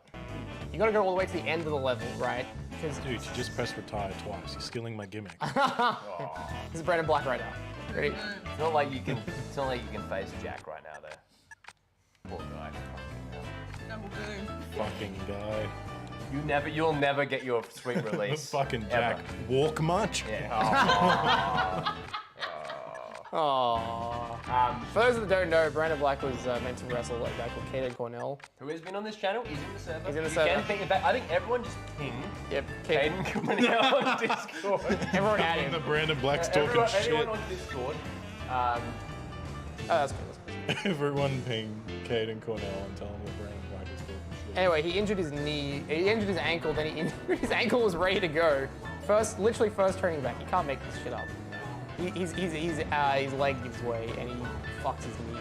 And, if you type in Caden Cornell PW. oh, he's even got his PW in there. Yeah, Nice. everyone just at him in the general or some chat or whatever. Just be like, yeah, hey man, best recovery, best wishes in your recovery or something like that. Not. Yeah. Nah. And then you can come in and go, nah. But yeah, so we had Road to Spyro Kingdom 2, which it ended up on the wiki it's just 2021, and we had, for example, we had Artisans Enjoyers again, Fromont and King Europe defeating you. Because you were in a handicap match, right? That's the first ever 2-on-1 speedrun, and if you think it makes sense, it doesn't. The deck was just game audio too bad. Yeah, this game. It's like, yeah. I could just mute it. Yeah. How about that? There you go. Yeah. All right. Why didn't you tell us earlier, you Yeah, you should have idiots? said it earlier, bloody hell. We had Seed Harbor again with another win. The Squirrel Monkeys, Amelia, Mayo, and Yoga.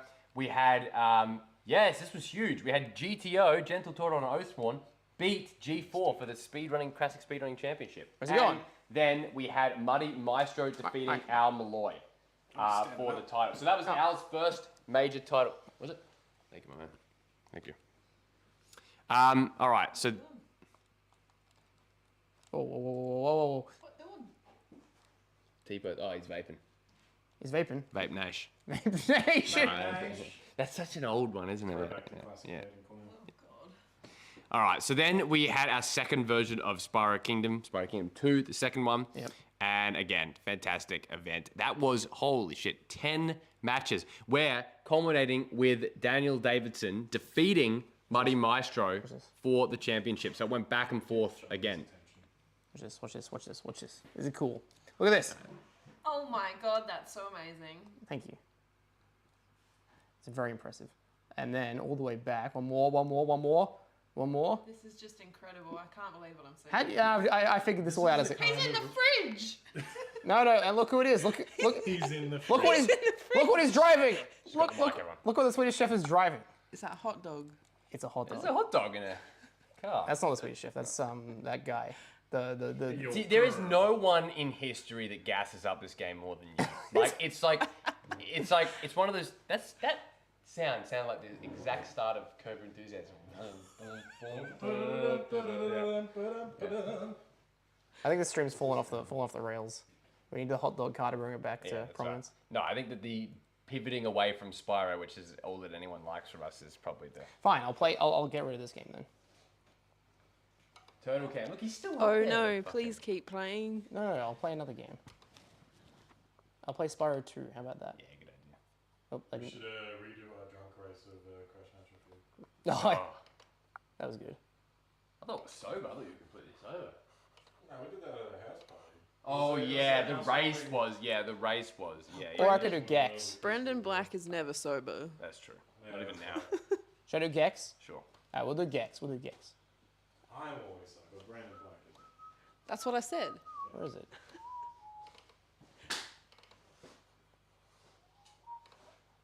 It's wrestling, folks. It's fake. Wrestling's fake, folks. Bloody shot. He's done. Wait. He's done. He's out. Again, boys. We're hemorrhaging viewers right now. I think the Playing Gex. I think the we're almost at the It's end. not about that. It's not. It's a VOD thing. It's a VOD experience. Oh, yeah. So you could have 2 people in there. True. No, I'm just curious how much further we've got to cover on this journey. You know. Well, that was fresh. That's fresh. That was very fresh. Did you burp in your face? No, the vape is very Did you fresh. vape in her face? Vaping. What are you? I vaped. What's going on? What's going on over here? Get it right. I'm not paying. I'm sorry. I'm paying. I've got more attention to pay to Gex. That's right. The media dimension. What do you think about Gex? You Gex fan? You go for a bit of Gex? No. Look at this. He does a bit. He does. He doesn't even know what Gex is. I know what Gex is. No, you don't lie. Next time you You see. showed me Gex. Next time you see Chris Basso, ask him about Gex. what he said, Chris Basso Gex. Oh, I love it. He loves it. Yeah. We don't know if he actually knows Gex or not. He doesn't. I don't think. He was just. Hey, Laura's here. Laura's here. Hey, Lumi Laura, game is spotted. Yeah, your favorite game. We have the world record holder for Spyro 1 in the chat right now. That's true. Shout out to Laura for reclaiming the world record. Yeah, actually, you know what? This is like weird to put you on the spot here, Laura, but talk if you're comfortable talking about it. Put us over a bit. Talk a little bit about, if you can, you know, the feeling of getting that record after so long, and then losing it so quickly, only to then reclaim it and basically beat your other time by 11 seconds, because it's truly the absolutely elite example of from high to low to back up high again, a second toke, if you will, right? It's just incredible. Like, what was that like? I'd love, yeah. Okay, she's intoxicated, so we'll. Classic Laura. Yeah, classic Laura. Yeah. All right, that's good. But yeah, so Laura joined our tournaments in ISGP 2. I believe she'd had interest before, but yeah, didn't. Well, no, we talked about how she signed up for ISGP 1 and we had to cut her. Yeah, I think it was also Speedrun's Cup as well. Look, some people just, you gotta really vet them. You gotta cut them. Yeah, you know, just didn't make the cut. You know, just didn't make the cut. But anyway, you know, so yeah, we had Spyro Kingdom. We had Spyro Kingdom 2. Shit. We had was it Dan Davidson reclaim the title actually? So he's actually a two-timing champion. He probably sounds insane to you, doesn't he? What he's talking about. Oh, I totally zoned out. Yeah. I'm Daniel sorry. Davidson, I'm watching you. Oh, watching you play badly. I'm playing well, all right? All right. How do you been doing the proper jump? I'm trying. Look. Ready? You are definitely trying. I got it. Okay. All right. We're happy. We're happy with that. Yep. Jesus fucking Christ. I'm just gonna let that sink, so it just sounds really bitter and awful. So Laura says it felt incredible to get world record after working on it for 2.5 years, but losing it after 2 weeks honestly hurt a lot. Admittedly, I got quite lucky to clap it back soon, but I'm relieved. I feel very proud of my accomplishment. Yeah, exactly. No, and we agree. It would have been tough. Like I was like totally mixed in it, and I was like, okay. My perspective was, wow, it's got really competitive again. I was devastated for you. I was devastated for Laura, but at the same time, I also thought it could have been a motivator that would allow you to get the time back quicker. You could have gone about it in two ways. You could have just completely given up and go, fuck this, I'm done. I've put 2 years of my life into this. I got it, but that's it. Or you could have gone, all right, I've just lost it, but I know I'm capable of getting better, which you were, and you did. So congratulations there. So then heading into 2022, something that had happened at the end of 2021 was, you know, and this is again first time ever sort of information. In fact, really not even Brandon really knows about this. But do I know about this? Yeah, you do. Yeah, Ratchet got back in contact with us, and we had been aware of stuff going on in Wampa and stuff like that, and wanted to talk some things out because we brought back brought to light the history of I'm a Speedrunner. So we did that towards the end of 2021, which was a really great time in the community in terms of like the reach it got. Remember we were looking at the comments, people that had been gone for years, people that had watched IAS years ago and stuff like that. That's right. We had this whole community of people that was like, oh, wow, like, they all remember all these times. And Ratchet watched all of them. And basically, decided that he wanted to, chip in and have a discussion about it and go over some of those past incidents. And correct some right some wrongs. Right some wrongs. Yeah, right some wrongs. Now this sort of happened. What's that other one? It's over here. To some level, this happened. And he kind of like, conceded a few things about the past, and he had convinced me pretty well that like, no, look, the hatred about like IS8 had nothing to do with ISGP2. There was no like brought back, and I bought that until we got to the sort of end point, and we tried to. So I spoke to him, and then me and Angus spoke to him. We tried to have a discussion about it and go like, look, surely like you regret like how some of the things have gone here because like we've had a great time and blah blah blah. And no, he doubled down. And very much said that, I have no problem using that word. I don't care. I like Dark Lizard, all that kind of stuff. Like, I'm not going to change, blah, blah, blah. And that was it. And He'll never change. He'll never change. So that's it. So it's that was where it was over. Like, we weren't entertaining a comeback by any stretch. We weren't entertaining like a comeback, but we did want to get like, we want to, I think naturally you do want to end things without having a massive beef. You want to just kind of be like, all right, let's just move on. And we don't have to be friends, but like at least we can kind of in good conscience, just that's it. You know what I'm saying? Like just have it be over. But it didn't, and you know the hatred, you know, very much continues. You know, I'd say that's the thing. At the end of the day, like, yeah, if I had to say, like, do I hate the guy? Yeah, I do. Whoa! Because it's like that's big language on the stream, Crystal Fisher. huge language. I hate him because of what could have been. You know, at the end of the day, like that's Well, if you ever were friends with someone, like Marge Simpson, what's she doing to me? I just got crushed by Big Marge Simpson. So my day couldn't get any worse. Well, yes, I mean, we were friends with this individual for like... Sarge Mimson. We were friends with this guy for 10 plus years, and you know, I thought, you know, actually, and you know, this is something, you know, when I spoke to him after you spoke to him, because you're like, oh, let's talk to him again. He's actually redeemed himself slightly, or he's a nice, you know, he wants to talk.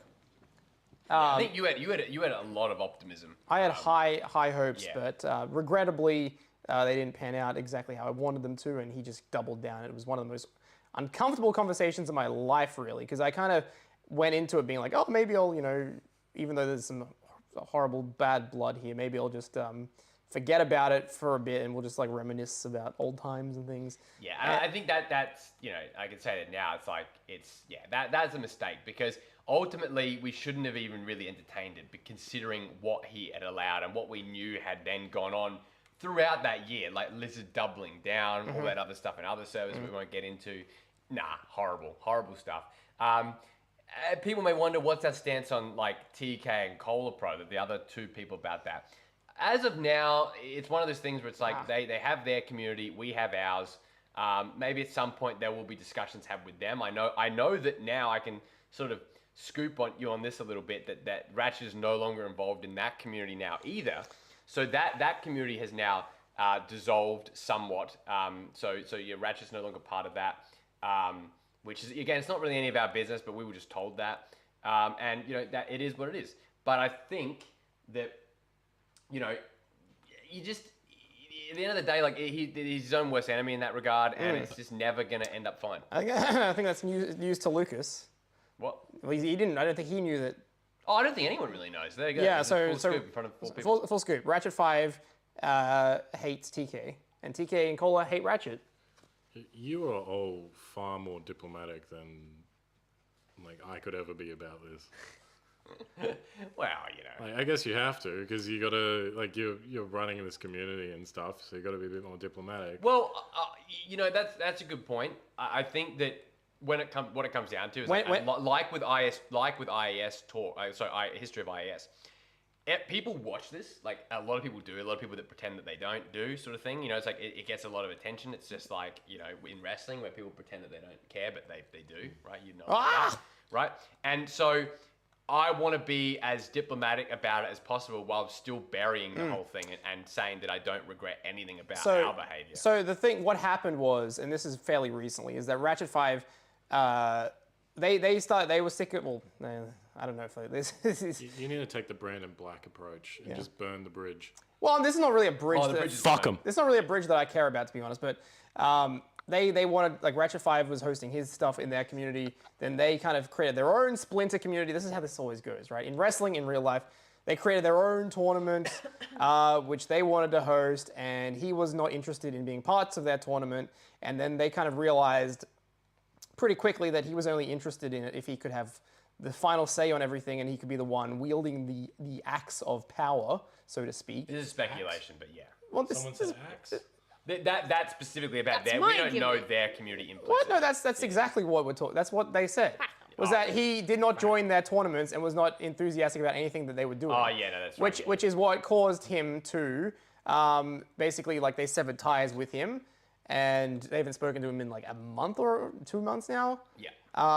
Yeah, and they're kind of just done with him, and they're kind of doing their own thing, and he's off doing whatever the hell. I think he's into politics again now. He's like doing his politics shit. So it's kind of funny how that kind of all worked out. Yeah, that recent stuff is like literally in the last week. I have no intention to talk about it until it just came up literally a week ago. I was impressed with the longevity of how long their little community lasted, but yeah, and there's literally only 3 people or 4 people in that community now. Oh, Tiny Turtle, yeah, we've got a Tiny Turtle over there too. Little baby turtle. Although his tank is a bit of a mess at the moment, I've got to clean that.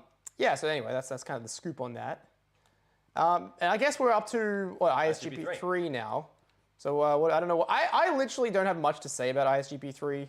Like I'm pretty like it was just sort of business as usual for me. Yeah. I don't know. Yeah. No real dramas or anything. No, I enjoyed. Why don't you take the? Thank you.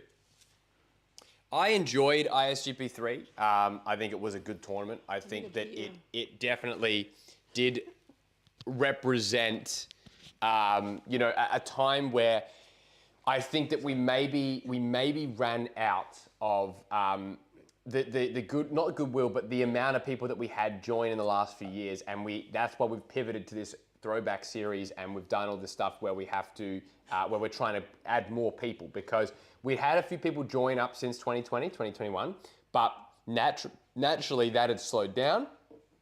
And I think with ISGP 3, we saw an example of where it's great to have the initial cast of people that we have and all the people that we've amassed over the years. But now, in 2023, we've had to replenish that because, yeah, we've lost some people. Absolutely, we have lost some key people and we needed to gain some people back again, right? And even though someone like Brandon, who isn't actually gone or anything like that, but, you know, it's sort of been doing his own thing. He's a great example of someone that hasn't been seen sort of on the channel for a while. And then, you know, someone like a Lucas, like a Bobbleding and stuff like that. It's going to be great to have more and more people, I think, you know, come back and then have a bunch of newbies. So I think ISGP 3, yeah, like you said, business as usual, a good tournament, a valid winner in Charity Royale. I think very, very deserving winner.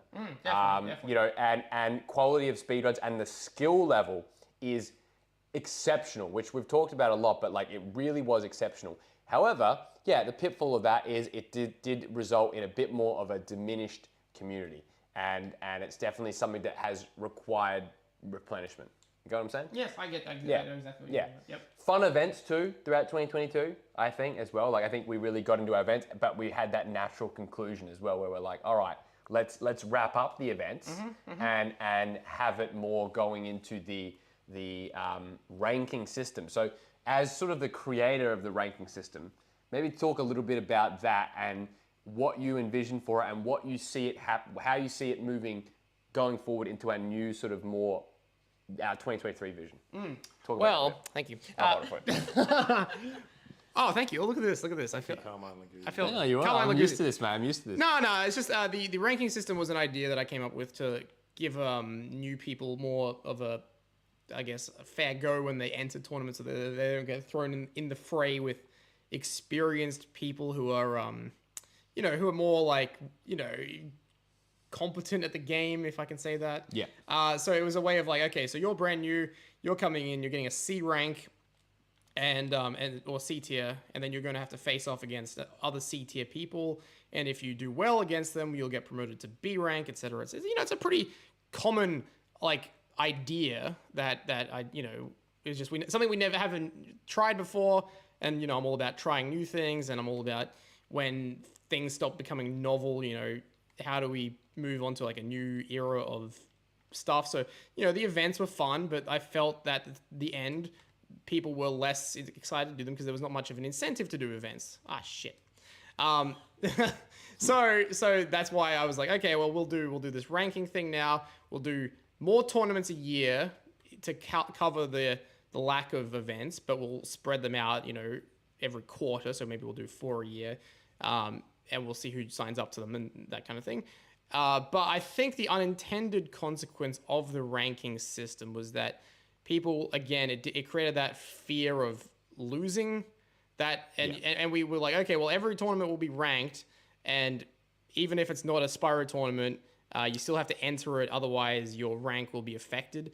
And I think that really bothered a lot of people. Especially because it began with Pixar. Yeah, well, that was which is a game that is very, you know, or a series of games is very much up to chance. You know, you've played Bugs Life, Toy Story, and stuff like that. But imagine playing The Incredibles, right?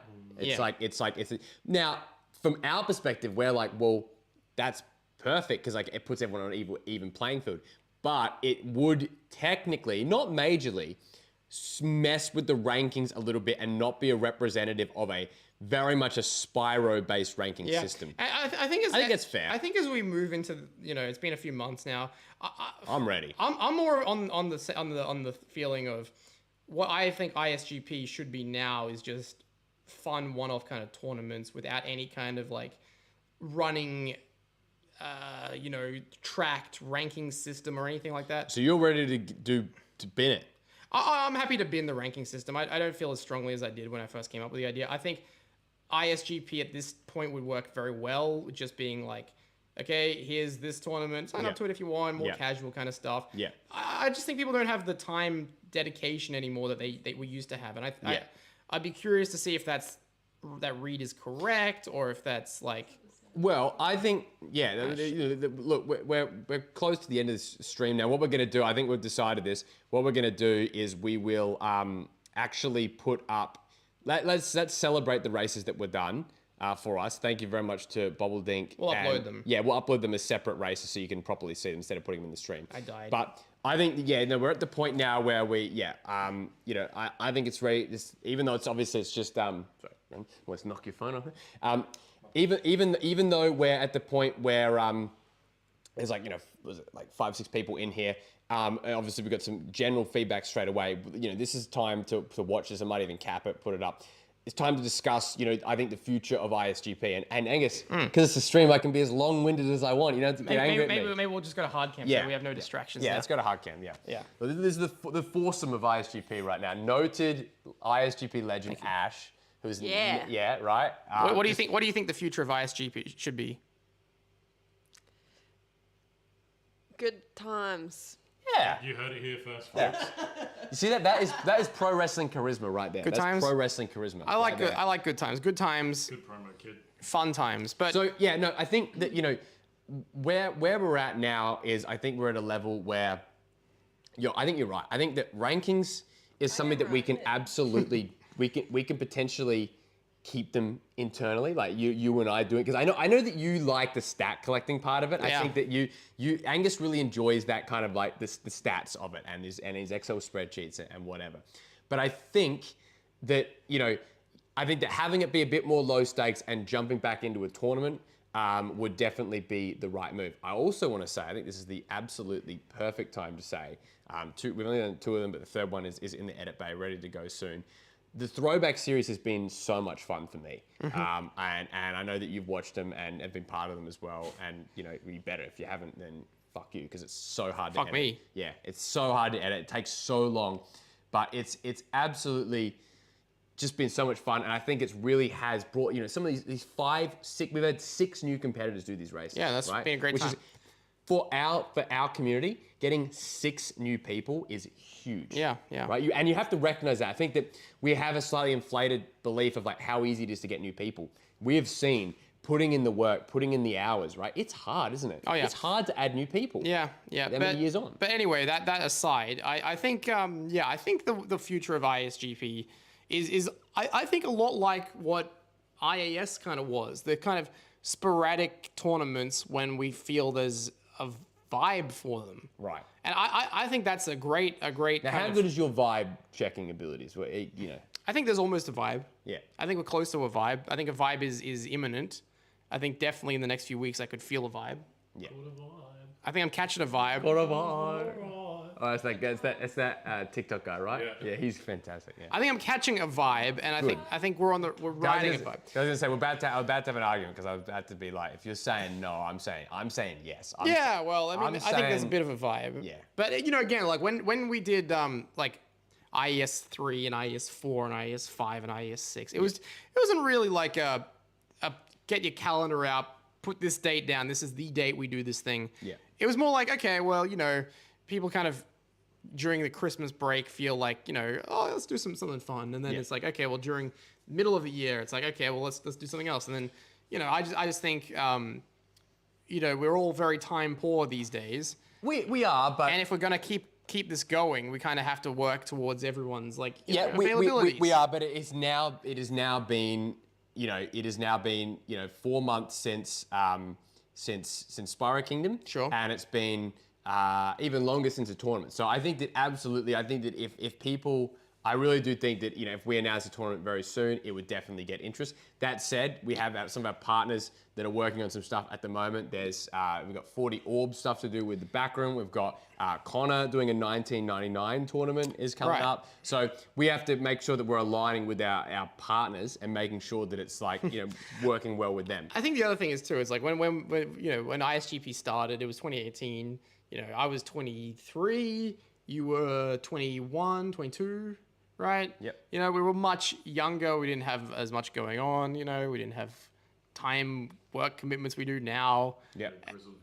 We you know, we had the pandemic, which freed up all of our time. We did. And then when that kind of ended and we kind of went into like reality again. Yep. You know, I think the way, and we noticed this with ISGP 3, right?